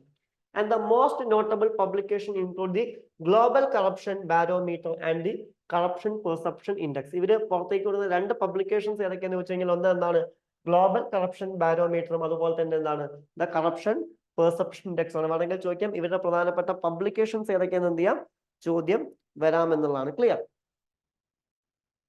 ഇനി കറപ്ഷൻ ടാക്കിൾ ചെയ്യുന്നതിന് വേണ്ടിയിട്ട് ഇന്ത്യ ഏതൊക്കെ രീതിയിലുള്ള ഇനിഷ്യേറ്റീവ് എടുത്തിട്ടുണ്ടെന്ന് വെച്ച് കഴിഞ്ഞാൽ, ഒന്ന് ദ ഇന്ത്യൻ പീനൽ കോഡ് 1860. അതായത് എന്ത് ചെയ്യുന്നുണ്ട് ഇന്ത്യൻ പീനൽ കോഡ് അല്ലെ, Indian penal code 1860 Indian penal കോഡിൽ എന്ത് ചെയ്യുന്നുണ്ട് കറപ്ഷനെതിരായ നിയമങ്ങൾ പറയുന്നുണ്ട്. അതുപോലെ തന്നെ പ്രിവെൻഷൻ ഓഫ് കറപ്ഷൻ ആക്ട് 1988 1988 എന്താണ് പ്രിവെൻഷൻ ഓഫ് കറപ്ഷൻ ആക്ട്. അതുപോലെ തന്നെ എന്താണ് the prevention of money Laundering Act 2002 2022 എന്താണ് the prevention of money laundering act and the foreign contribution regulation act 2010. അതുപോലെ തന്നെ the companies act 2013, the Lokpal and യുക്താസ് act 2013, the central vigilance commission and centralised public grievance residential and monitoring system CPGRAMS. ഇതൊക്കെ എന്താണ് ഇന്ത്യയിലെ corruption തടയുന്നതിന് വേണ്ടിയിട്ട് ആരെടുത്ത actions ആണ്? ഗവൺമെന്റ് ഓഫ് ഇന്ത്യ എടുത്ത ആക്ഷൻസ് ആണ്. ചിലപ്പോൾ എന്ത് ചെയ്യാം ചോദിക്കാം, അല്ലെങ്കിൽ ഈ ആക്ടും അതിന്റെ പ്രധാനപ്പെട്ട വർഷങ്ങളൊക്കെ എന്ത് ചെയ്യാം ചോദിക്കാം. ഇത് എന്ത് ചെയ്യാം ജസ്റ്റ് ഒന്ന് എന്ത് ചെയ്യാം നോട്ട് ചെയ്ത് വെക്കാം. Clear? And next one, DK Basu case. The Supreme Court expressed its oral observation on the 2022 incident on Gujarat where 4 police officers were involved in the publicly flogging an individual who has tied to a pole, accusing him disrupting the Garba event. Okay, എന്താണ് supreme കോടതി ഏതിലാണ് നിലവിൽ DK Basu കേസിലാണ് ഒരു വിധി പറഞ്ഞിരിക്കുന്നത്. വിധിയല്ല, ഒരു statement എന്താണ് ഏകദേശം 4 പോലീസുകാർ അല്ലെ എന്താണ് ഒരു പബ്ലിക് ന്യൂസൻസിന്റെ അല്ലെങ്കിൽ പബ്ലിക് ന്യൂസൻസിന്റെ എന്ന് പറയാം, കാരണം ഒരാളെ എന്ത് ചെയ്യുന്നു ചെയ്യാൻ പാടില്ലാത്ത രീതിയിൽ അല്ലെങ്കിൽ പോലീസ് പ്രവർത്തിക്കാൻ പാടില്ലാത്ത രീതിയിൽ പ്രവർത്തിക്കുന്നുണ്ട്. ഓക്കെ, അതിന് എതിരെ നടന്നൊരു കേസാണ് ഏത് DK ബാസു കേസ് എന്നുള്ള പേരിൽ എന്ത് ചെയ്യുന്ന അറിയപ്പെടുന്ന. ഇനി ഇതുമായി ബന്ധപ്പെട്ട് വരാനുള്ള കറണ്ട് അഫയേഴ്സ് ചോദിക്കാം, അല്ലെങ്കിൽ ഇതുമായി ബന്ധപ്പെട്ട് വരാവുന്ന ചോദ്യങ്ങൾ ചോദിക്കാം. എന്താണ് The Supreme Court questioned the authority of officers to engage such act, emphasizing in the 1996 DK Basu judgment against the police abuse. The DK Basu judgment addressed that while the police have the legal duty to arrest him, interrogate criminals, and the law strictly prohibit the use of third-degree methods of torture during the custody. Third-degree method originally referred the physical brutally used to police officers during the interrogations, but over time it has come to encompasses various forms of abuse, including psychological pressure, sleep depression, and the other forms of mistreatment. ഇതിൽ നമ്മൾ മനസ്സിലാക്കേണ്ട ഒരു കാര്യത്തിലേ ഉള്ളൂ. നമുക്കറിയാം Indian കോൺസ്റ്റിറ്റ്യൂഷന്റെ article 22, Indian കോൺസ്റ്റിറ്റ്യൂഷന്റെ article 22 ഒരു വ്യക്തിയെ arrest ചെയ്യുമ്പോൾ police കാണിക്കേണ്ട മര്യാദകളെ കുറിച്ച് പറയുന്നു. ഉദാഹരണമായിട്ട് അതിൽ ആർട്ടിക്കിൾ 22 ക്ലോസ് 1 എന്താണ് പറയുന്നത്? ഒരു വ്യക്തിയെ അറസ്റ്റ് ചെയ്യുമ്പോൾ എന്തിനു വേണ്ടിയിട്ടാണ് ആ വ്യക്തിയെ അറസ്റ്റ് ചെയ്തത് എന്ന് ആ വ്യക്തിയോട് പറഞ്ഞിരിക്കണം.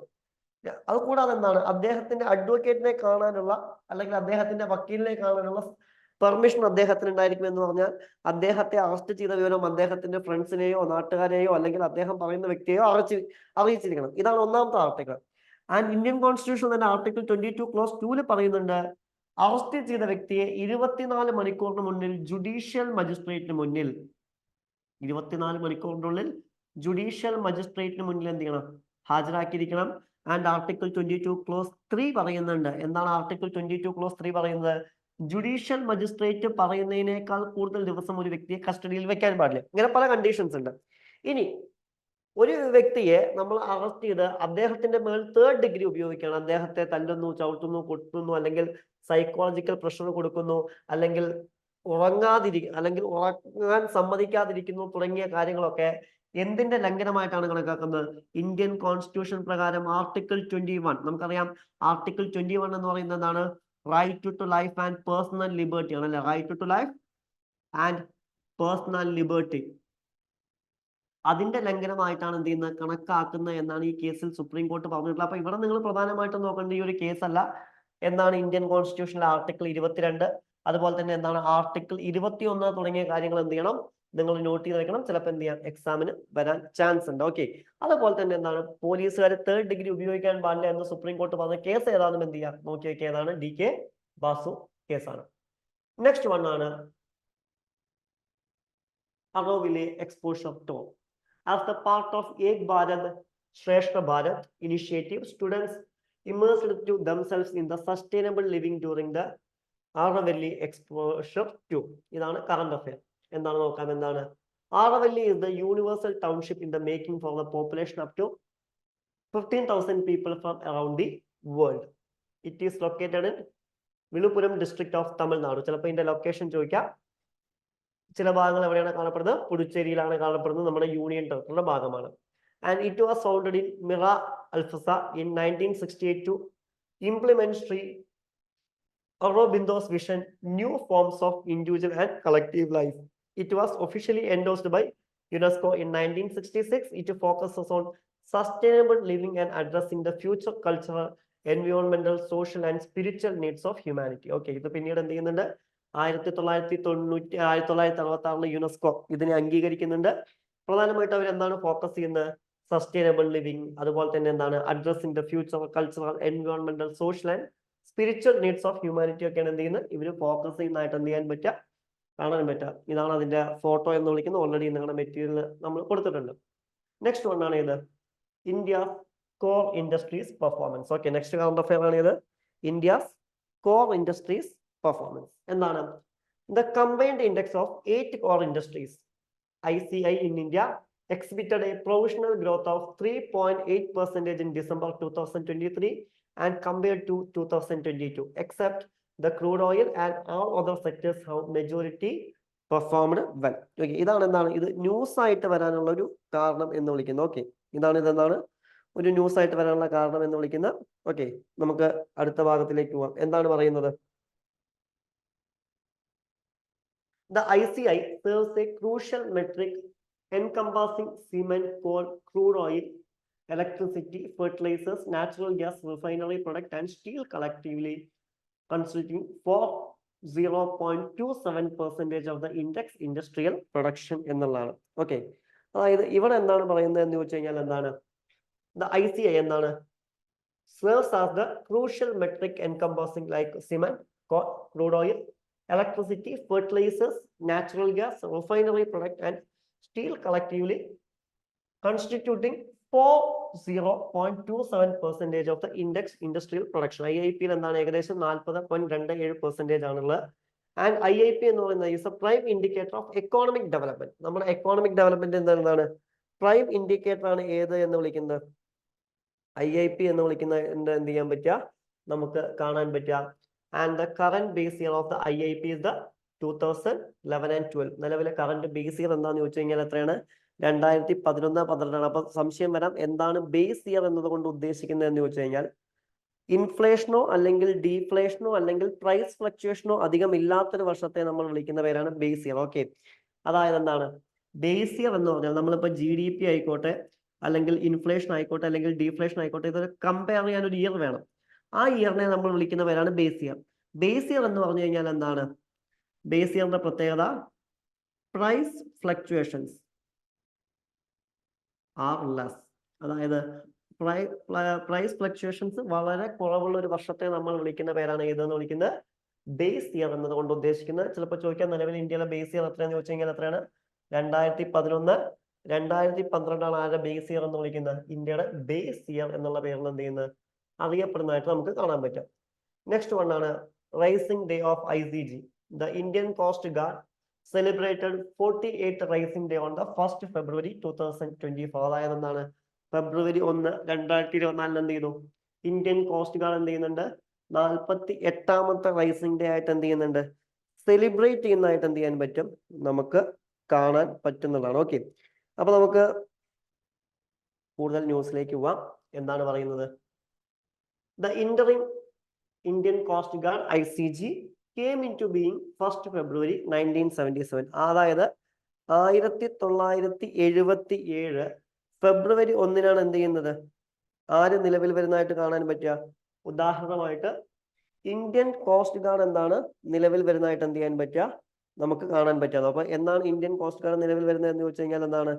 1977 ഫെബ്രുവരി 1 എന്ത് ചെയ്യുന്നത്? ഇന്ത്യൻ കോസ്റ്റ് ഗാർഡ് നിലവിൽ വരുന്നതായിട്ട് എന്ത് ചെയ്യാൻ കാണാൻ പറ്റുക?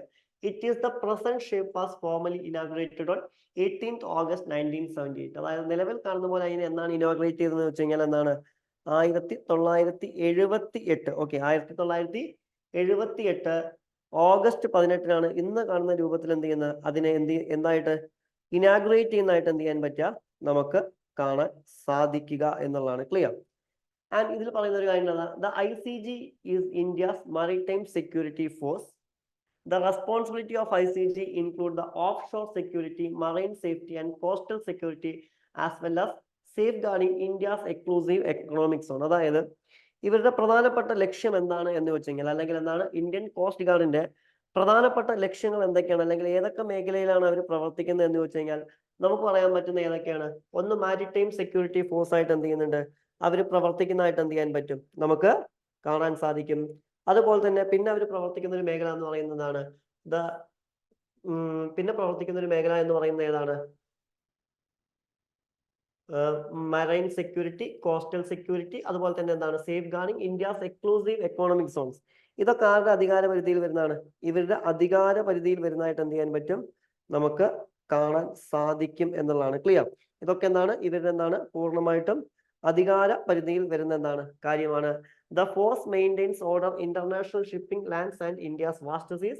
According to Controller and Auditor General of India (CAG), ICG department is ranked the 4th largest coast guard in the world. അതായത് എന്താണ്, controller and auditor general of India report പ്രകാരം എന്താണ് പറയുന്നത്, ഈ ICG എന്ന് പറയുന്നത് എന്താണ്, ലോകത്തിലെ തന്നെ എന്താണ് 4th ലാർജസ്റ്റ് കോസ്റ്റ് ഗാർഡ് ആണ് എന്ന് എന്ത് ചെയ്യുന്നത്, പറയുന്നതായിട്ട് എന്ത് ചെയ്യാൻ പറ്റും, നമുക്ക് കാണാൻ സാധിക്കും എന്നുള്ളതാണ്. ക്ലിയർ? നെക്സ്റ്റ് വൺ ആണ് എന്താണ്, ഗവേണിംഗ് റിസർവേഷൻ. റിസർവേഷനെ കുറിച്ചാണ്. എന്താണ്, the university grants commission, that means UGC, draft guidelines on implementing reservations in higher education have sparked significant debate, largely due to the proposal of de-reservation in certain exceptional cases. Okay, ഇവിടെ എന്താണ് പറയുന്നത്, de-reservatione കുറിച്ചാണ് എന്ത് ചെയ്യുന്നത്, പറയുന്നതായിട്ട് എന്ത് ചെയ്യാൻ പറ്റുക, നമുക്ക് കാണാൻ പറ്റുക. ഇനി ഇവിടെ നമുക്ക് വരാൻ സാധ്യതയുള്ള ഒരു ക്വസ്റ്റ്യൻ എന്താണെന്ന് വെച്ച് കഴിഞ്ഞാൽ, ഇന്ത്യൻ കോൺസ്റ്റിറ്റ്യൂഷനിലെ റിസർവേഷനുമായി ബന്ധപ്പെട്ട കാര്യങ്ങളാണ്. ഓക്കെ, ഇനി ഇന്ത്യൻ കോൺസ്റ്റിറ്റ്യൂഷൻ എന്താണ് റിസർവേഷനെ കുറിച്ച് പറയുന്നത്? ഉദാഹരണമായിട്ട് ഇന്ത്യൻ കോൺസ്റ്റിറ്റ്യൂഷന്റെ പാർട്ട് 16 എടുക്കുകയാണെന്നുണ്ടെങ്കിൽ എന്താണ്, SC/ST റിസർവേഷൻസിനെ കുറിച്ച്, അതായത് സെൻട്രലും സ്റ്റേറ്റിലും എന്ത് ചെയ്യണം, റിസർവേഷൻ കൊടുക്കണം എന്ന് പറയുന്നുണ്ട്. അതുപോലെ തന്നെ Indian constitution article 15 close 4 and 16 close 4 എന്ത് ചെയ്യുന്നുണ്ട്, ഗവൺമെന്റ് സർവീസസിൽ എന്താണ് SC-ക്കും ST-ക്കും റിസർവേഷൻ കൊടുക്കണം എന്ന് പറയുന്നുണ്ട്. അതുപോലെ തന്നെ ഇന്ത്യൻ കോൺസ്റ്റിറ്റ്യൂഷന്റെ 77ാമത്തെ അമെന്റ്മെന്റ് ആക്ട് പ്രകാരം 1995 എന്ത് ചെയ്യുന്നുണ്ട്, ആർട്ടിക്കിൾ 16 ക്ലോസ് 4A ഇൻട്രൊഡ്യൂസ് ചെയ്യുന്നുണ്ട്. അതുപോലെ തന്നെ എന്താണ്, ഇതിൽ എന്താണ് പറയുന്നത്, in the Indian constitution allowing the government to implement the reservation in promotions. അതായത് എന്ത് ചെയ്യണം, ആർട്ടിക്കിൾ 16 ക്ലോസ് A പ്രകാരം എന്ത് ചെയ്യണം, പ്രൊമോഷൻസിൽ കൂടി, അതായത് ആദ്യം നിലവിൽ വരുന്ന സമയത്ത് പ്രൊമോഷൻസിൽ റിസർവേഷൻ ഉണ്ടായിരുന്നില്ലെങ്കിൽ പിന്നീട് 16 ക്ലോസ് 4A പ്രകാരം എന്ത് ചെയ്യണം, പ്രൊമോഷൻസിൽ കൂടി റിസർവേഷൻ കൊടുക്കണം എന്ന് പറയുന്നുണ്ട്. ആൻഡ് 85ാമത്തെ അമെന്റ്മെന്റ് ആക്ട് 2001 പ്രകാരം ആർട്ടിക്കിൾ 16 ക്ലോസ് 4A മോഡിഫൈ ചെയ്യും. അതുപോലെ തന്നെ എന്താണ്, to provide consequential seniority to the SC/ST candidate promoted through reservation. അതുപോലെ തന്നെ എന്താണ്, നമ്മള് ഈ റിസർവേഷൻ വഴി എന്താണ് അല്ലെങ്കിൽ പ്രൊമോഷണൽ റിസർവേഷൻ കൊടുക്കുമ്പോൾ എന്ത് ചെയ്യണം, അവർക്ക് ആ സീനിയോറിറ്റി കിട്ടണമെന്നും എന്ത് ചെയ്യുന്നുണ്ട്, പറയുന്നതായിട്ട് എന്ത് ചെയ്യാൻ പറ്റും, നമുക്ക് കാണാൻ പറ്റും. അതുപോലെ തന്നെ ആർട്ടിക്കിൾ 16 ക്ലോസ് 4B എന്താണ് പറയുന്നത്, the state to fill unfilled SC/ST vacancies in the succeeding year bypassing the 50% of reservation cap എന്നാണ്. അതായത് എന്ത് ചെയ്യണം, ക്യാരി ഫോർവേഡ് പോളിസി കൊണ്ടുവരണം എന്ന് പറയും. എന്താണ് ക്യാരി ഫോർവേഡ് പോളിസി എന്ന് വെച്ച് കഴിഞ്ഞാൽ, ഇപ്പൊ ഉദാഹരണമായിട്ട് ഏതെങ്കിലും ഒരു ഓഫീസിലേക്കുള്ള വാക്കൻസി വിളിച്ചു എന്ന് വെക്കുക. ഫോർ എക്സാമ്പിൾ ആണ് ഞാൻ പറയുന്നത്, 100 സീറ്റുകളാണ് ഇതിലുള്ളതെന്ന് വെക്കുക. അതില് 50% പല രീതിയിൽ റിസർവേഷൻ ആണ്, 50% ജനറൽ കാറ്റഗറിക്കാണ്. ഈ 50%-ല് 10 സീറ്റുകളാണ് ST-ക്ക് വേണ്ടി മാറ്റി വെച്ചെന്ന് വെക്കുക ഫോർ എക്സാമ്പിൾ. പക്ഷെ ആ വർഷം ഇതിലെ 5 സീറ്റുകളെ ഫില്ലായുള്ളൂ എന്ന് വെക്കുക. ബാക്കി വരുന്ന 5 സീറ്റുകളിൽ ഒരു കാരണവശാലും ജനറൽ കാറ്റഗറിയോ ബാക്കിയുള്ള റിസർവേഷൻസിനെയോ കയറ്റരുത്. ആ സീറ്റുകൾ അങ്ങനെ തന്നെ വെക്കണം. ഇനി അടുത്ത കൊല്ലം 100 വേക്കൻസി വിളിക്കുമ്പോൾ നമുക്കറിയാം 50% വീണ്ടും റിസർവേഷൻ, 50% ജനറൽ കാറ്റഗറി. അതുപോലെ തന്നെ 50%-ല് 10 സീറ്റ് ST-ക്കാവും. ഈ 10 സീറ്റിന്റെ കൂടെ കഴിഞ്ഞ വർഷം ബാക്കി വന്ന 5 സീറ്റും കൂടി എന്ത് ചെയ്യും, ആഡ് ചെയ്യും. അങ്ങനെ 15 സീറ്റുകൾ വരും. ഇതാണ് ക്യാരി ഫോർവേഡ് പോളിസി. ഇതാണ് ഏതിലും പറയുന്നുണ്ട്, ആർട്ടിക്കിൾ 16 ക്ലോസ് 4B-ലും പറയുന്നുണ്ട്. ആൻഡ് ഇന്ത്യൻ കോൺസ്റ്റിറ്റ്യൂഷൻ ആർട്ടിക്കിൾ 330-ഉം 332-ലും എന്താണ് പറയുന്നത്, to provide specific representation for the SC/ST in the parliament and the state legislative assembly. അതുപോലെ തന്നെ എന്താണ്, SC/ST-ക്ക് എന്താണ് ഇന്ത്യൻ പാർലമെന്റിലും ലോക്സഭയിലും അതുപോലെ തന്നെ സ്റ്റേറ്റ് ലെജിസ്ലേറ്റീവ് അസംബ്ലീസിലും എന്ത് കൊടുക്കണം, റിസർവേഷൻ കൊടുക്കണം എന്ന് പറയുന്നുണ്ട്. അതുപോലെ തന്നെ Indian constitution article 243D and 243D T പഞ്ചായത്തിനും മുനിസിപ്പാലിറ്റീസിലും കൂടി എന്ത് ചെയ്യുന്നുണ്ട്, റിസർവേഷൻ കൊടുക്കണമെന്ന് പറയുന്നതായിട്ട് എന്ത് ചെയ്യാൻ പറ്റും, നമുക്ക് കാണാൻ പറ്റും. ഓക്കെ, അപ്പൊ ഇത്രയും കാര്യങ്ങളാണ് ഏതിൽ പറയുന്നത്, റിസർവേഷനുമായി ബന്ധപ്പെട്ട് പറയുന്നതായിട്ട് എന്ത് ചെയ്യാൻ പറ്റുക, നമുക്ക് കാണാൻ പറ്റുക. Clear? Any doubts? Next one, next current affair, MQ9B sky guardian എന്നാണ്. The recently US State Department has approved a possible foreign military sale of 31 MQ9B Sky Guardian to India. അതായത് എന്താണ്, US സ്റ്റേറ്റ് ഡിപ്പാർട്ട്മെന്റ് എന്ത് ചെയ്യുന്നുണ്ട്, ഇന്ത്യക്ക് എന്താണ് 31 MQ sky guardian വിദേശ സൈനിക വിൽപ്പനയ്ക്ക് എന്ത് ചെയ്തിട്ടുണ്ട്, അനുമതി നൽകിയിട്ടുണ്ട്. അതാണ് ന്യൂസ്. ഇനി ഇതെന്താണെന്ന് ചോദിച്ചു കഴിഞ്ഞാൽ, MQ9B Predator drone is unmanned aerial vehicle. MQ-93B Sea Guardian is the maritime focused version of Sky Guardian remotely piloted aircrafted system. അതായത് എന്താണ്, MQ-9B ഡ്രോൺ എന്ന് പറയുന്നത് എന്താണ്, ഒരു ആളില്ലാത്ത ആകാശ വിമാനമാണ്. ഇതെന്ത് ചെയ്യാം, റിമോട്ട് വഴി എന്ത് ചെയ്യാൻ പറ്റും, മാനേജ് ചെയ്യാൻ പറ്റുന്നതാണ്. ഇതൊരു സമുദ്ര കേന്ദ്രീകൃതമായിട്ടുള്ളതാണ്. ഓക്കെ, നമ്മൾ യുദ്ധത്തിനൊക്കെ വേണ്ടി ഉപയോഗിക്കുന്നതാണ്. The MQ-9B drones are also known as Predators. They are highly altitude launch endurance hail drones that can fly for 40 hours using a satellite. ഏകദേശം എന്താണ് 40 മണിക്കൂറിലധികം എന്താണ് പറക്കാൻ കഴിയുന്ന ഹൈ ആൾട്ടിറ്റ്യൂഡ് ലോഞ്ചിങ് എൻട്രൻസ് ആണ് ഇത്, ഡ്രോണുകളാണ് ഇവ എന്നും അറിയപ്പെടുന്നുണ്ട്. And out of 31 MQ-9B Predator drones, of which Navy will get 50 Sea Guardian drones, while the Army and the Indian Air Force will get 8 each of the land version Sky Guardian. ഏകദേശം എന്താണ് ഈ ഡ്രോണുകളിൽ 15 see guardian ഡ്രോണുകൾ ലഭിക്കും. അതേസമയം കരസേനയ്ക്കും അതുപോലെ തന്നെ Indian വ്യോമസേനയ്ക്കും എന്താണ് 8 വീതം എന്ത് ചെയ്യും, ലഭിക്കും എന്നുള്ളത്. അങ്ങനെയാണ് ടോട്ടൽ 31 വരെ. അതായത് നേവിക്ക് എന്താണ് 15, ബാക്കിയുള്ളവർക്ക് എന്താണ് 8 വീതം എന്ത് ചെയ്യും, ലഭിക്കും എന്നുള്ളതാണ് news. And they can be used for offensive missions. അതായത് ഇത് എന്തിനൊക്കെ വേണ്ടി ഉപയോഗിക്കാം, ഉദാഹരണമായിട്ട് ഏതെങ്കിലും ആക്രമണ ദൗത്യങ്ങൾക്ക് വേണ്ടിയിട്ട് അല്ലെങ്കിൽ നിരീക്ഷണങ്ങൾക്ക് വേണ്ടിയിട്ട് എന്നിവയ്ക്കൊക്കെ വേണ്ടിയിട്ട് എന്ത് ചെയ്യാം, ഇവ ഉപയോഗിക്കാം എന്നുള്ളതാണ് എന്താണ് പറയുന്നത്. ഓക്കെ, അപ്പൊ എന്താണെന്നുള്ളത് ജസ്റ്റ് എന്ത് ചെയ്യാം, ഒന്ന് നോട്ട് ചെയ്ത് വെക്കാം. And next one, Indian grey wolf. Okay, എന്താണ് നെക്സ്റ്റ് ന്യൂസ്, എന്താണ്, ഇന്ത്യൻ ഗ്രേ വോൾഫ് ആണ്. എന്താണ് ഇന്ത്യൻ ഗ്രേ വോൾഫ് ന്യൂസിൽ വരാനുള്ളൊരു കാരണം? Recent the Indian grey wolf has recent been sighted in the confines of National Chambal Sanctuary NCS in the Uttar Pradesh. അതായത് എന്താണ്, ഉത്തർപ്രദേശിലെ നാഷണൽ ചമ്പൽ സെഞ്ചുറി പരിധിയിൽ എന്താണ് ഇവരെ കണ്ടിരുന്നു. അതാണ് ഇത് ന്യൂസിൽ വരാനുള്ള ഒരു കാരണം. ഇനി ഇതിന്റെ ഡീറ്റെയിൽസിലേക്ക് പോവാം. ഇതിന്റെ ഡീറ്റെയിൽസ് എന്താന്ന് പറഞ്ഞു കഴിഞ്ഞാൽ എന്താണ്, ഓപ്പറേഷൻ ബേട്ടിയയിലാണ് എന്ത് ചെയ്യുന്നത്, ഇവരെ അവസാനമായിട്ട്, അതായത് 1997 2000 ഇടയ്ക്ക് കാണുന്നത്. ഇവരുടെ ശാസ്ത്രീയ നാമം എന്താണെന്ന് വെച്ച് കഴിഞ്ഞാൽ എന്താണ്, കാനിസ് ലൂപ്പിസ് പാലിപ്പസ് ആണ്. അതുപോലെ തന്നെ കൺസർവേഷൻ സ്റ്റാറ്റസ് എടുത്ത് നോക്കുകയാണെങ്കിൽ എന്താണ്, IUCN ലിസ്റ്റിൽ ലീസ്റ്റ് കൺസേൺ ആണ്. Wild life protection act 1972 schedule 1 ഇവരെ കുറിച്ച് പറയുന്നുണ്ട്. ഈ നിയമം നമ്മൾ ഒരുപാട് വട്ടം പറഞ്ഞൊരു നിയമമാണ്, ആലോചിച്ച് വയ്ക്കുക. അതുപോലെ തന്നെ national Chambal sanctuary is also known as the national Chambal gharial wildlife sanctuary എന്നുള്ള പേരിലും എന്ത് ചെയ്യുന്നുണ്ട്, അറിയപ്പെടുന്നുണ്ട്.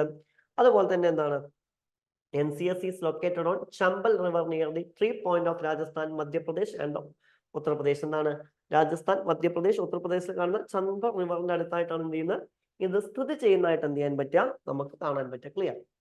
ആൻഡ് നെക്സ്റ്റ് ന്യൂസ്, വിയറ്റ്നാം ആണ്.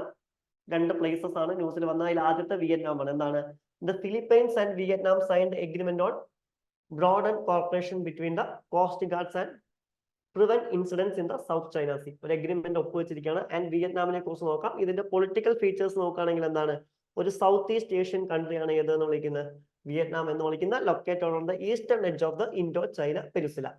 ആൻഡ് ഇത് ആരുമായിട്ടാണ് ബോർഡർ, നോർത്തിലാണ് ചൈന, അതുപോലെ തന്നെ എന്താണ് ലാവോസ് ആൻഡ് കംബോഡിയ വെസ്റ്റ്, അതുപോലെ തന്നെ എന്താണ് South China Sea east and south, and Gulf of Thailand south west. ഇതാണ് ഇവരുടെ ബോർഡറിംഗ് എന്ന് വിളിക്കുന്നത്. ആൻഡ് ജിയോഗ്രഫിക്കൽ ഫീച്ചേഴ്സ് നോക്കുകയാണെങ്കിൽ ഇവിടെ കാണുന്ന മേജർ മൗണ്ടൈൻസ് ഏതൊക്കെയെന്ന് വെച്ച് കഴിഞ്ഞാൽ അനീമസ് ഓർ അമെന്റി റേഞ്ച് ആണ്. ആൻഡ് മേജർ റിവേഴ്സ് ഏതൊക്കെയാണ്, മേക്കോങ് ആൻഡ് റെഡ് റിവർ ആണ്. ആൻഡ് ഹയസ്റ്റ് പോയിന്റ് ഏതാണെന്ന് ചോദിച്ചു കഴിഞ്ഞാൽ എന്താണ്, സാൻസിയാപ്പൻ പീക്ക് ആണ്. ഓക്കെ, നെക്സ്റ്റ് വൺ കറണ്ട് അഫയറിൽ വന്ന മറ്റൊരു രാജ്യമാണ് ഇത്, Jordan. Recent there was the drone strike on the American troops in the north east Jordan near the Syrian border. ഇതാണ് കറണ്ട് അഫയറിൽ വരാനുള്ള ഒരു കാരണം. ആൻഡ് പൊളിറ്റിക്കൽ ഫീച്ചേഴ്സ്, അറബ് കൺട്രിയാണ്, സൗത്ത് വെസ്റ്റ് ഏഷ്യയില് and bounded by Syria. North east ആരാണ്? Iraq. അതേപോലെ തന്നെ സൗദി അറേബ്യ എന്താണ്? South east and south. And Israel എന്താണ്? West. And al Aqaba port town is located in the southwestern part of the Jordan along coast of Gulf of Aqaba. And geographical features, major rivers ഏതൊക്കെയാണ്? Jordan, യാർമോക്, സർക്വ. And highest point ഏതാണെന്ന് ചോദിച്ചു കഴിഞ്ഞാൽ എന്താണ്? ജബൽ and ഡമിയാണ് എന്താണ്? Highest point എന്നുള്ള പേരിൽ എന്ത് ചെയ്യുന്നത്? അറിയപ്പെടുന്നത്. ക്ലിയർ? അപ്പൊ ഇത്രയും കറണ്ട് അഫയേഴ്സ് ആണ് എന്താണ് ഈ ഒരാഴ്ച, ഇത്രയും ഇമ്പോർട്ടന്റ് ആയ 25 കറണ്ട് അഫയേഴ്സ് ആണ് ഈ ഒരാഴ്ച എന്ത് ചെയ്യാനുള്ള നമുക്ക് നോക്കാനുള്ളത്.